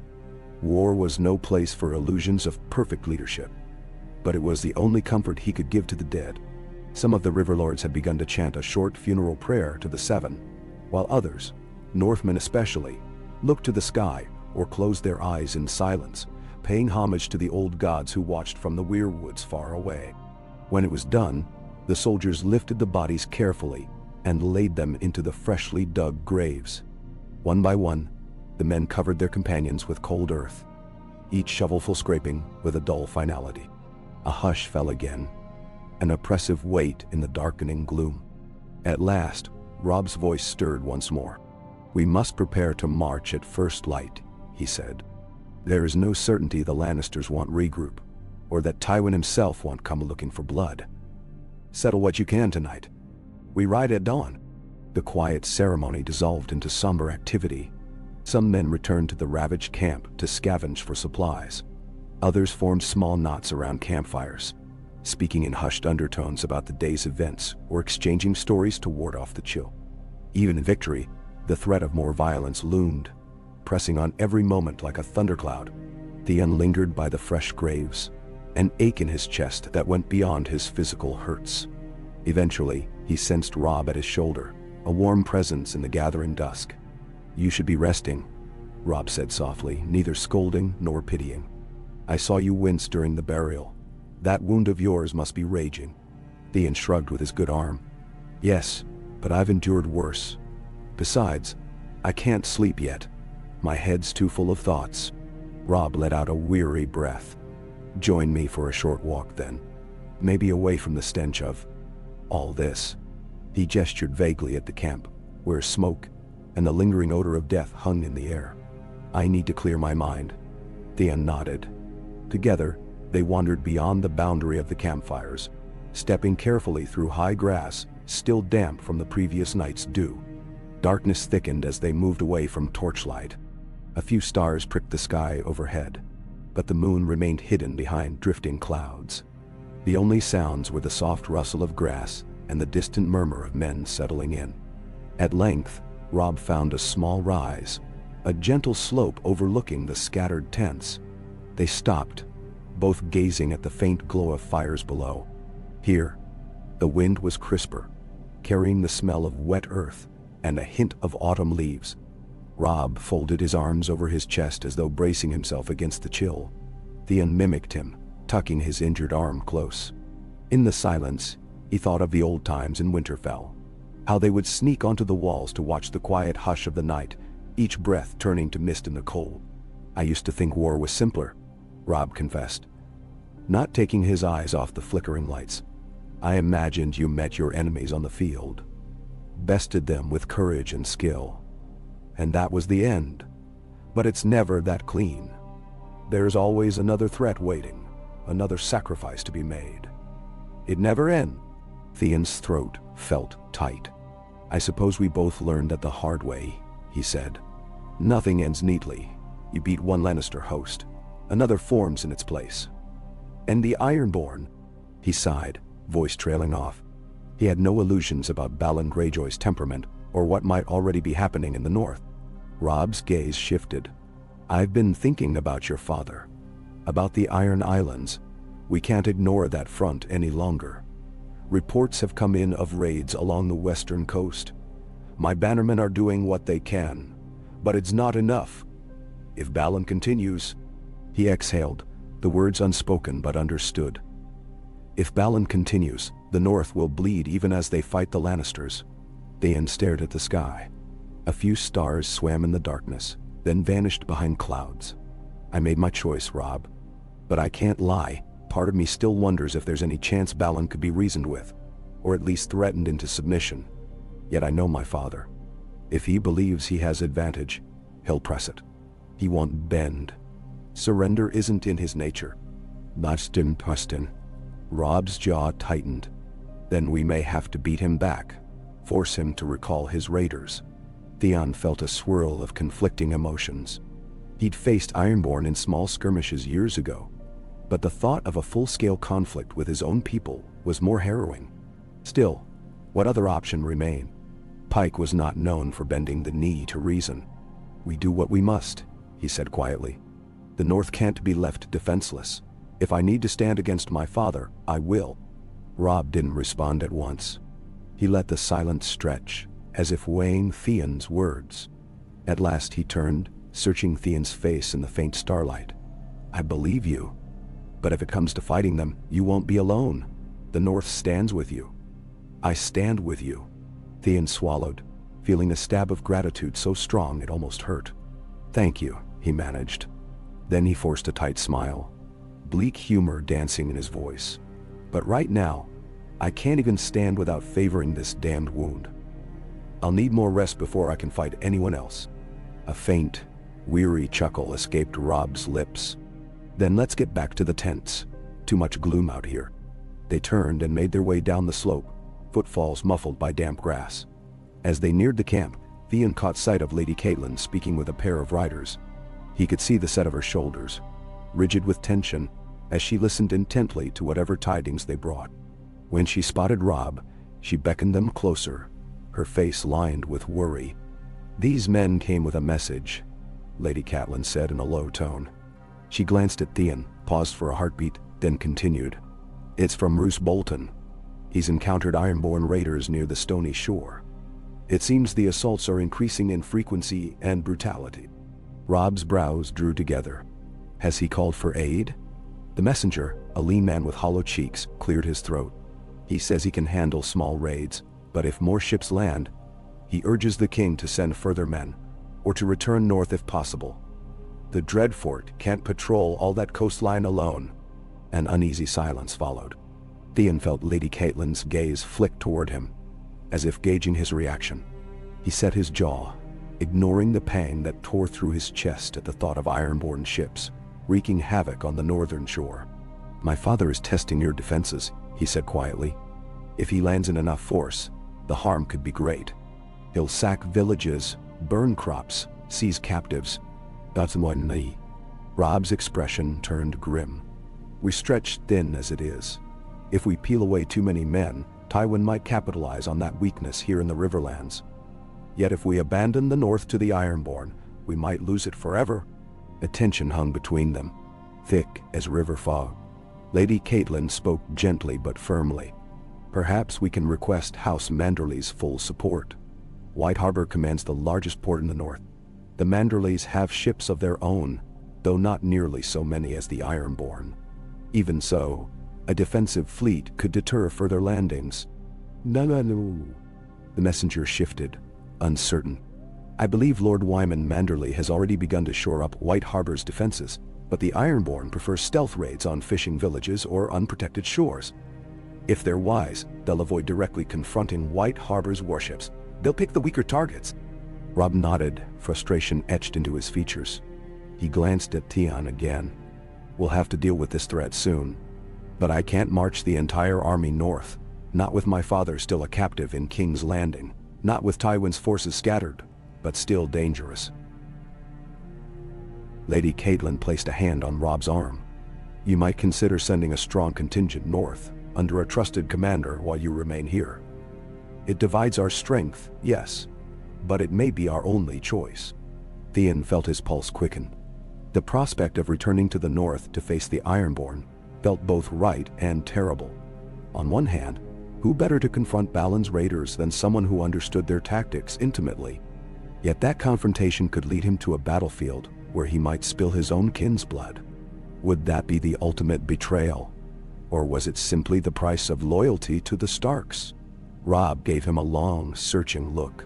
Then he turned to the messenger. "Tell Lord Bolton to hold as best he can. We'll send reinforcements soon. That is my word as king in the north." The messenger bowed his head. "I'll carry your message at first light." Robb dismissed him, and the other rider with a wave of his hand. Then he looked between Theon and Lady Catelyn, exhaling a tense breath. "I need to discuss this with the bannermen in council."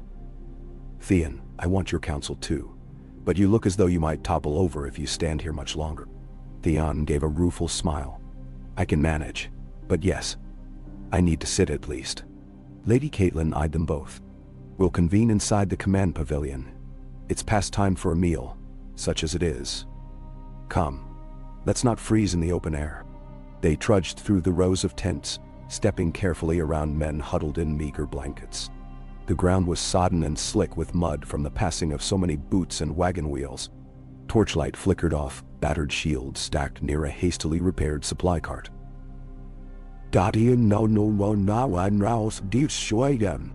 Theon heard muffled coughs and groans from the wounded, a reminder of the day's brutal cost. Inside the command pavilion, warmth came from a brazier glowing in one corner, red coals flickering. A battered table stood at the center, where a rudimentary map of the north and the riverlands had been spread out and weighted with stones. The corners of the canvas overhead fluttered with each gust of wind, making the lamplight waver. Robb gestured for Theon to sit on a low wooden bench. Lady Catelyn drew her cloak tighter and stood by the brazier, soaking up the heat. Soon, the lords who were still fit to walk and counsel arrived. The Glover men, their cloak pins shaped like silver gauntlets, came first, bearing somber expressions. 2 tall knights from House Umber followed, each with a bushy beard and a deep scowl. Edmure Tully arrived soon after, face set in weary lines, the rush of the day's violence dulling any trace of his usual easygoing nature. Together, they formed a half-circle around the table, each greeting Robb with a respectful nod or half-bow. Grey wind lurked behind Robb, his watchful eyes never leaving the newcomers. Robb cleared his throat, pressing both hands flat against the map. You all know we have 2 major threats. The Lannisters in the south, and now increasing raids by the Ironborn in the north. We can't ignore one to focus solely on the other. Both could be our undoing if we're not careful. Lord Glover, a stocky man with streaks of gray in his hair, spoke with a low rumble.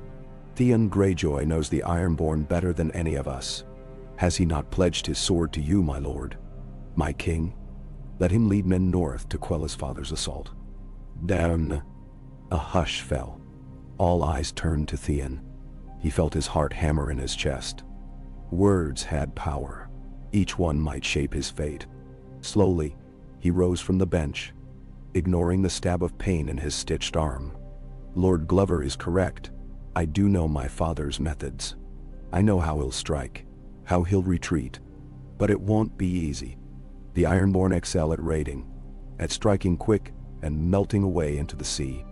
We can't pin them down in a conventional siege or open battle, not unless they gather in force. Now, Robb drummed his fingers on the map's edge.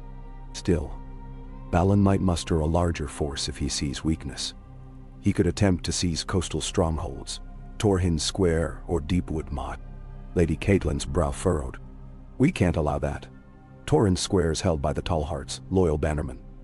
Deepwood Motte belongs to the Glovers here. If either falls, it gives the Ironborn a foothold in the north. The Glover Lord spoke again, voice clipped. They're my kin. I won't stand by while my lands burn. I'd gladly ride north. Dear one fatty. Edmure Tully folded his arms. And if we thin our forces in the Riverlands, what of the Lannisters? Tywin still threatens. Even if we beat his detachments, he can raise new levies and find new ways to strike. Robb's glance darted between them, the weight of command evident in his taut posture. Dividing our forces is risky, but I see no choice. The Ironborn are a threat that won't vanish if left unchecked. The only question is who leads the northern force and how many men we can spare. Theon's pulse thrummed. He understood, in that moment, that if Robb asked him to lead men north, he would have to step onto a path where he might come face to face with his father. The prospect tightened his chest, but he found an odd steadiness in the resolve that followed. Betrayal was behind him. He would not waver, even if it meant crossing swords with his own kin. If you command it, Robb, he said quietly. I'll go. Robb regarded him across the table, the lamplight casting deep shadows on Robb's face. Would you advise it, that you lead? Theon inhaled. Yes, because I know how the Ironborn fight. Because if we're going to beat them, we need someone who understands their mindset. I can lead a small but capable force. The North itself can provide more men to bolster our ranks once we arrive. Those not already on the front lines here. House Bolton, House Manderley, the Glovers, the Tallhearts. Some are still in the north, left to hold their lands. They'll answer your call as king in the north. A murmur passed around the circle. Lady Catelyn glanced at Robb, lips pressed together. Dividing our strength, is it wise? Robb ran a hand over his face. It's the only way we can answer both threats. Very well. Theon, I want you to select the men you need. I'll dispatch you north with enough soldiers to fortify your efforts. Secure the coastline. Do whatever it takes to stop Balon's advance. And if you can, force a negotiation. Perhaps we'll find a way to end this with fewer lives lost, though I doubt Balon's willingness to bend. Lord Umber, the taller of the two who stood near the brazier, scowled. My men will go where you command, my king, but we can't spare too many. We're pledged to your cause in the Riverlands. Robb nodded. I won't strip you entirely. A balanced approach, that's all. I guess we'll send 200 or 300 from here. Cavalry, archers, veterans of the skirmishes, and they'll ride under Theon. Once in the north, they can join with Bolton's or Manderley's men to form a more formidable host. Theon's mind spun with details. 200 or 300 was not a massive force, but it was a start. Enough to defend a seat like Deepwood Motte if they arrived before the Ironborn made landfall in strength. Enough, perhaps, to rally the scattered northern lords who guarded their own lands. Once they massed together, they might outnumber the raiders and drive them back to their ships. The council deliberated further, discussing the logistical issues. Supply routes, weather concerns, the possibility of Lannister raids intercepting any northern-bound forces. But as the arguments pressed on, Theon found himself standing near the table, heart pounding with a mixture of dread and anticipation. This would be the moment that truly cemented his loyalty in the eyes of every northerner. If he succeeded, he'd earn their unbreakable trust. If he failed, the north could burn, and all blame would fall upon him. Balon's son, the Kraken among wolves. When the meeting concluded, men trickled out, some to gather their retainers, others to draft letters that would travel by Raven. Lady Catelyn too departed, offering Robb a few quiet words before slipping into the night. Robb lingered, leaning over the table, studying the map. Theon approached, feeling the ache in his body intensify with every step. He needed rest, but first, he wanted a private word. Robb, he said, voice low. Thank you for trusting me. I'll do all I can for the North. Then, Robb glanced up, exhaustion etched in the lines of his face, but a faint smile touched his lips. I wouldn't send you if I didn't believe in you. I know it's not an easy task, but you understand how my father would have done this. He'd have tried to protect all his people. I'm trying to carry on his legacy no matter how scattered our forces. Theon swallowed. Ned Stark's shadow still loomed over them both. I won't fail you, he promised, words soft but resonant with sincerity. Robb clasped Theon's good arm gently. Then go rest. At dawn, we break camp and move again. Soon after, you and your men will head north. We'll arrange the details on the road.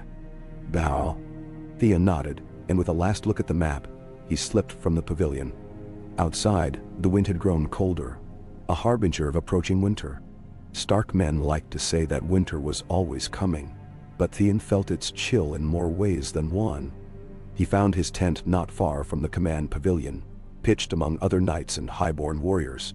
The interior was cramped, just enough space for a small cot, a trunk, and a flickering lantern set on a wooden crate. As Theon ducked inside, he sank onto the cot, knees aching, bandaged arms stinging. He let out a ragged breath.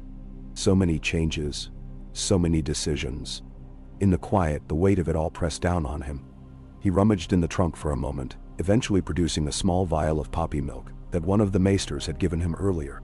He hesitated, disliking how it dulled his senses. But the pain spiked higher with each passing hour.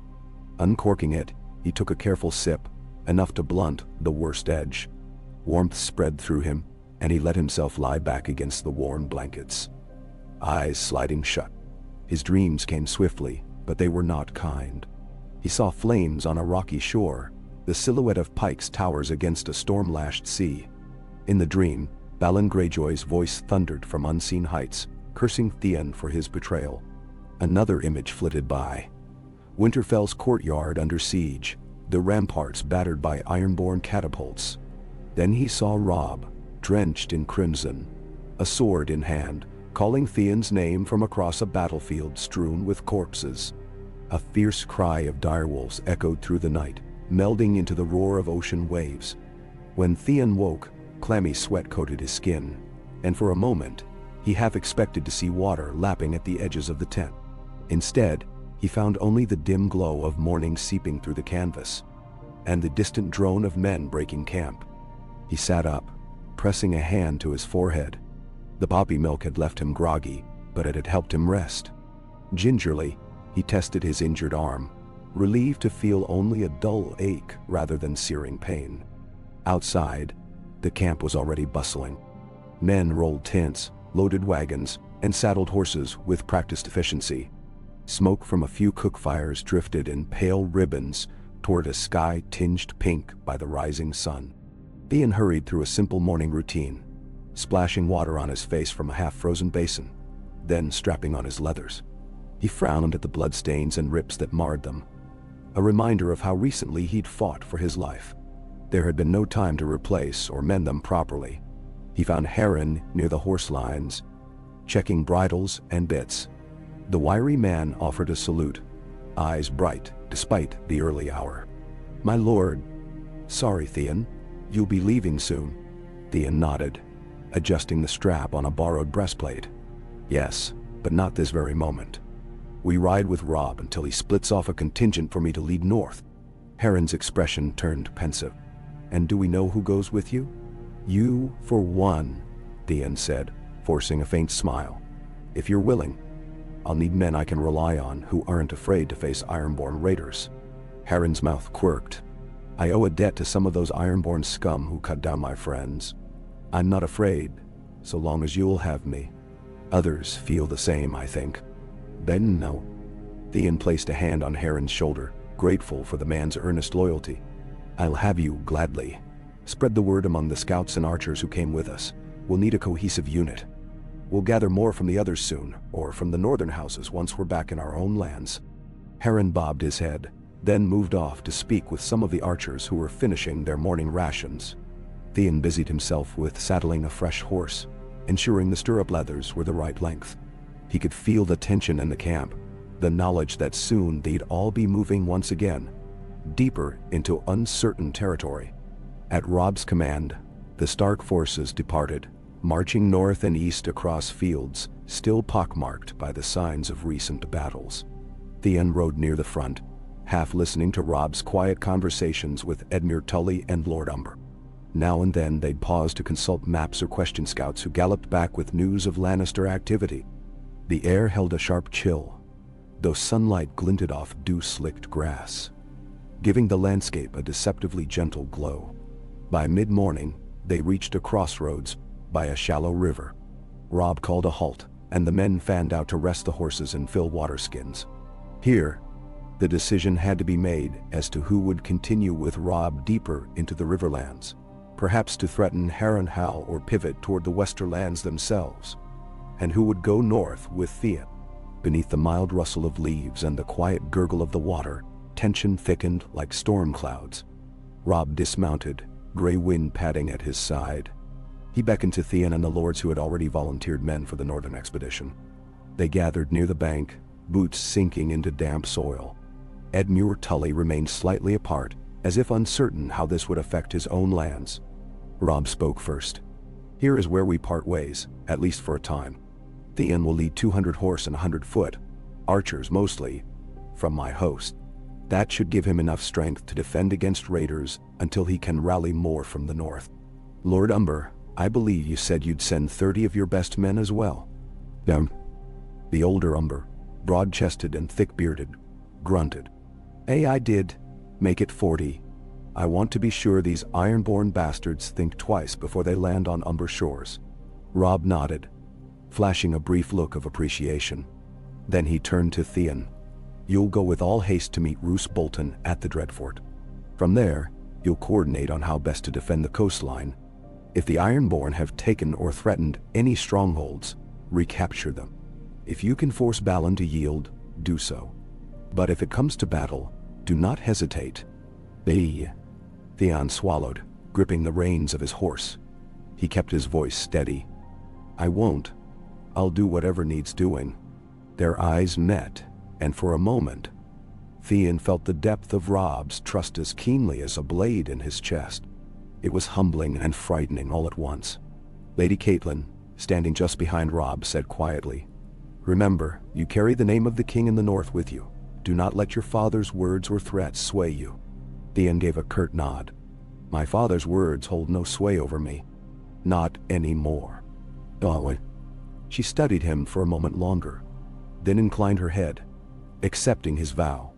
Meanwhile, some of the soldiers already began peeling off, forming ranks under the instruction of Robb's captains.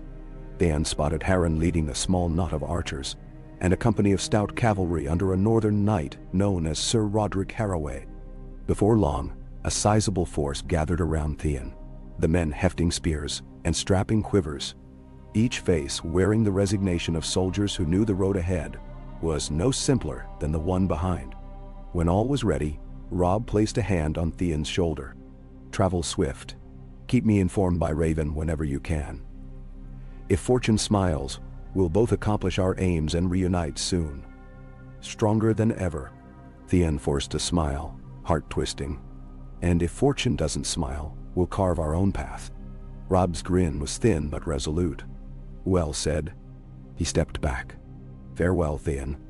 From across the makeshift clearing, Edmure Tully offered a raised hand in farewell, though his features betrayed concern. Theon suspected Edmure worried that pulling men away might embolden the Lannisters in the Riverlands, but that was a concern for Robb to manage. Theon had his own war to fight now. He swung onto his horse, carefully settling his injured arm. Pain hummed under his bandages, but adrenaline helped. One by one, his riders fell into position. Harren carried a short horn at his side, ready to signal the march. The foot soldiers shouldered packs, prepared for the long road. It was a modest host, but Theon saw determination in their eyes. Some had lost friends or kin to Ironborn raids already. Others simply wanted to serve their king's cause. Each man was here for a reason. With a deep breath, Theon raised his voice. Form up. We head north. Harren blew the horn, its call echoing across the river. Theon touched his heels to his mount's flanks, leading the procession across the shallow ford. Water splashed around the horse's legs, cold and clear, reflecting the pale autumn sky. The rest of the column followed, a line of steel-tipped spears and fluttering cloaks. On the far bank, they paused to look back. Robb stood with gray wind, returning their gaze. Theon lifted a hand, a final salute, and then urged his horse onward, away from the crossroads and into the uncertain distance. They rode hard for much of the day, stopping only when necessary to let the foot soldiers catch their breath. The terrain shifted as they neared the outskirts of the Riverlands.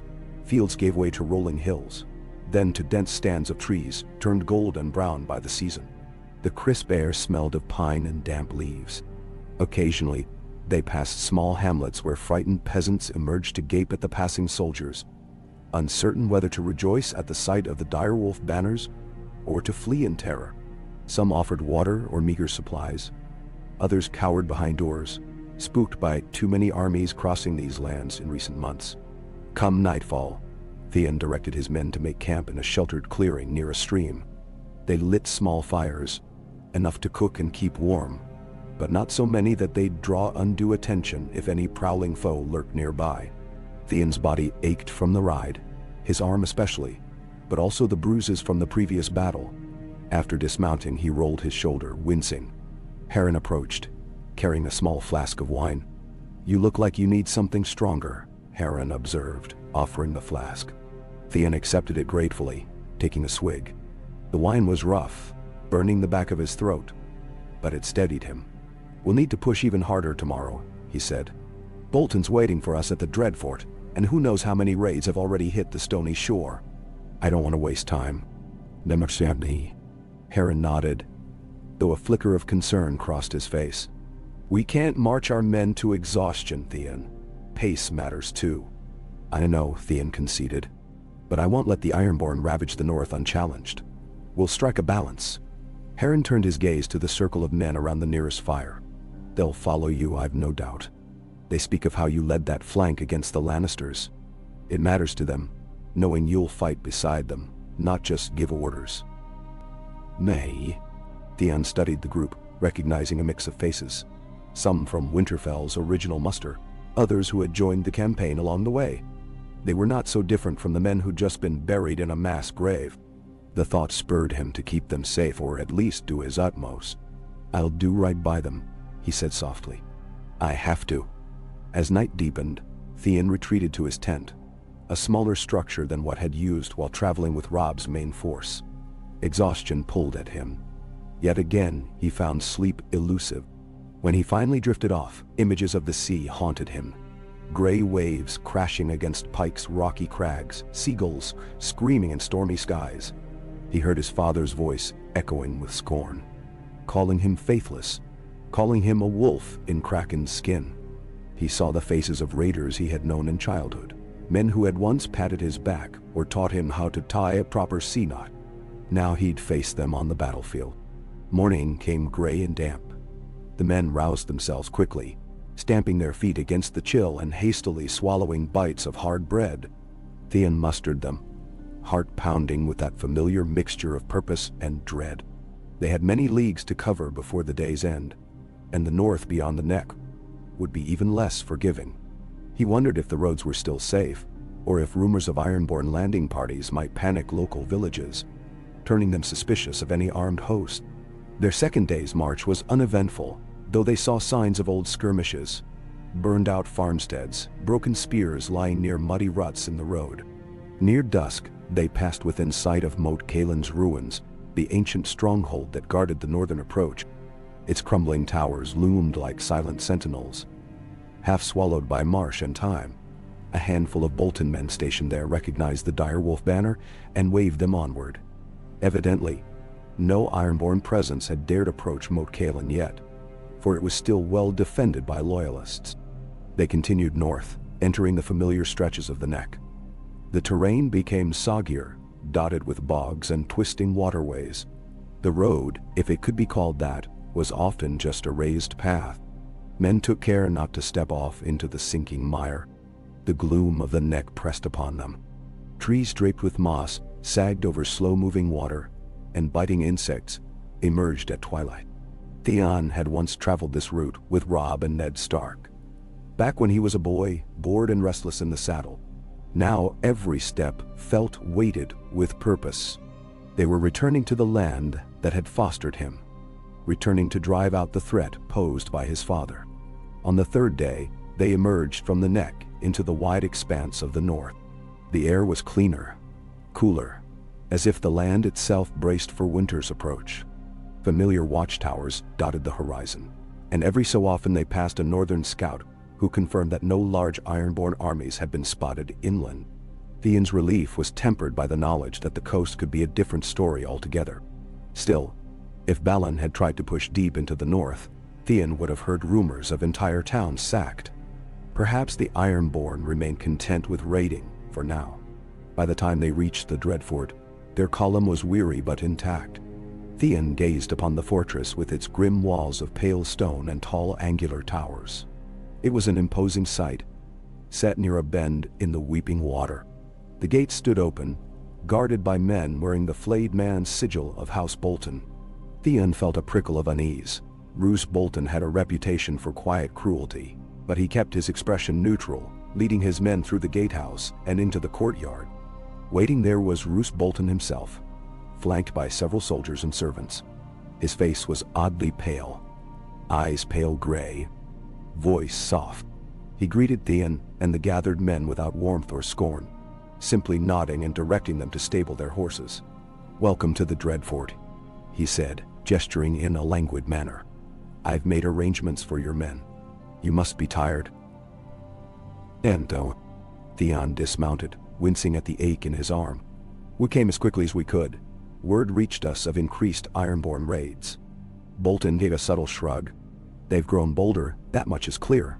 But they haven't yet tested the Dreadfort itself.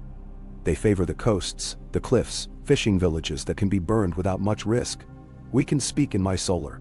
Send your men to rest. They'll find food in the Great Hall."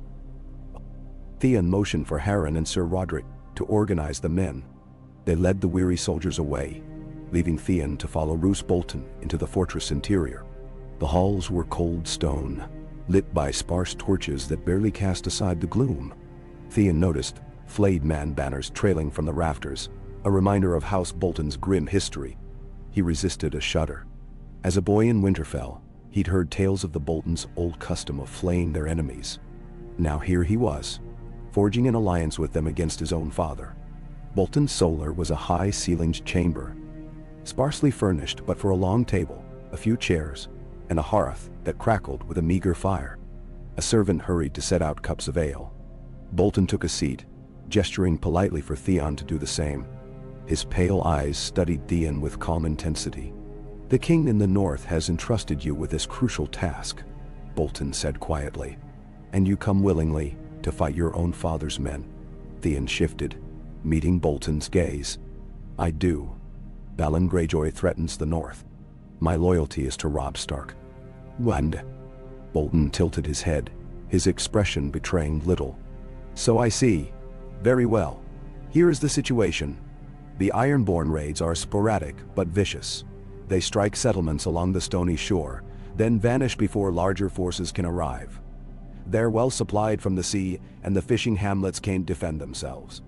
My outriders have engaged a few small groups, but we've yet to confront a substantial landing."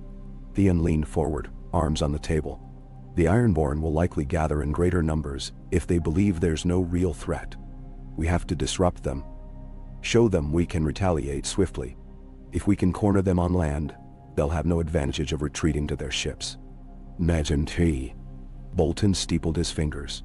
"I've stationed men in key coastal forts, but we can't cover every cove. The coastline is riddled with hidden inlets. Perhaps you have a suggestion." Theon thought back to his youth, to conversations overheard at Pike about successful raids. They'll anchor off smaller beaches, use longboats to come ashore under cover of darkness. We could create false vulnerabilities, villages that appear unguarded but are actually well defended. Lure them into a trap. "Maxim." Bolton's thin lips curved in what might have been a smile. "Intriguing. Sacrifice a few hamlets to save the larger holdfasts. It fits the Ironborn style, does it not?" Theon resisted a grimace. "Yes, it's how they prefer to fight. Short, brutal raids. If we can guess where they'll land next, we can lie in wait." Bolton nodded slowly. "We'll need to coordinate with houses near the shore. The Barrowtons, the Tallhearts at Torrhen Square, the Stouts at Flint's Finger. We'll also need to mobilize quickly if we receive any word of a larger landing. You have men with you, Theon. I can contribute my own, though not as many as you might hope. We must also keep watch for other threats." "Naman Bataral." Theon almost asked what other threats, but one look at Bolton's mild, unwavering gaze reminded him of the uncertain alliances swirling in the north. Not everyone was an unquestioning Stark loyalist, no matter what they proclaimed. House Bolton might stand with Robb for the moment, but Theon could sense the man's ambitions flickering behind that calm exterior. Still, there was no room for doubt now. "Then let's plan," Theon said. "We'll place watchers on the coast, gather our forces at strategic points. If the Ironborn show themselves, we strike hard and fast. Can we muster enough riders to respond quickly?" Bolton rose and walked to the hearth, leaning against the mantel. "Yes. I have riders, though the swamps and hills make movement slower. Torrhen Square is better placed to defend some of the more isolated shorelines. I'll send ravens at once, letting our allies know you're here with men to coordinate a joint effort." "Yes." Theon stood as well, ignoring the protest of his healing wound. "Thank you, Lord Bolton. I'll do what must be done to secure the north." For a moment, he hesitated, then added, "If Balon escalates, if he tries to land a host near Deepwood Motte, I might have to meet him in open battle. I trust you'll bring your men." Bolton inclined his head. "If it comes to that, yes. We can't allow a Kraken to claim northern soil." He paused, a slow blink. "Though I wonder, if you come face to face with your father, how far will you take this conflict?" Theon forced steel into his voice, pushing aside the coiling dread in his gut. "As far as I must." Bolton studied him for a long moment, then dipped his head. "Very well. Rest, and we'll speak more on the morrow. I have rooms prepared for you and your captains." Theon inclined his head in thanks. As he left the solar, escorted by a Bolton guardsman through the dim corridors, he felt a weariness deeper than any physical fatigue. So much hinged on his resolve. on his willingness to stamp out his father's ambitions for the sake of the North. Every step he took echoed with the knowledge that soon he might look upon Pike's banners not as reminders of his heritage, but as the standard of an enemy.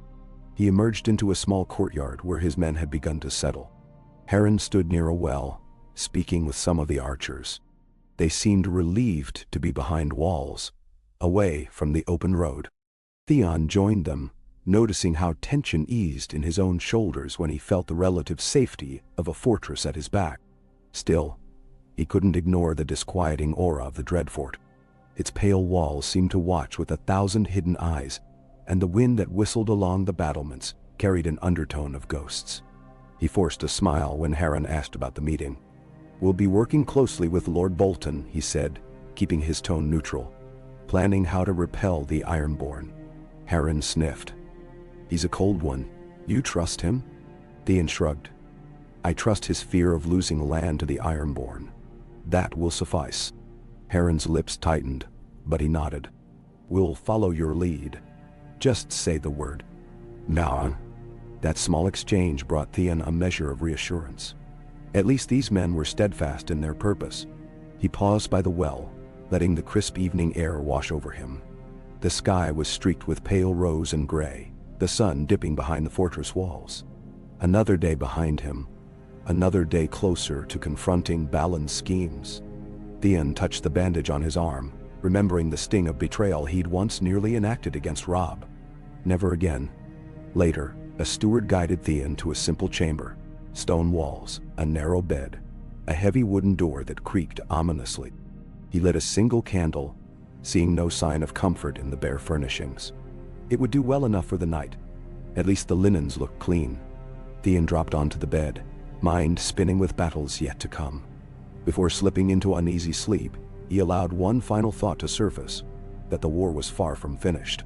The Lannisters threatened the south. The Ironborn assaulted the western shores, and the north was a patchwork of loyalties tested by chaos. Yet in these swirling storms, Theon felt a sense of purpose he had never fully known before. He might have once been torn between a kraken and a wolf, but here, in the heart of the north, he stood on the side he had chosen. In his dreams, waves crashed and wolves howled, but he stood on a rocky shore with a flaming torch in hand. The torch's glow held the darkness at bay, and somewhere behind him, he heard Robb's voice urging him on. He moved forward, flames licking at the wind, ready for whatever dark shape might emerge from the sea.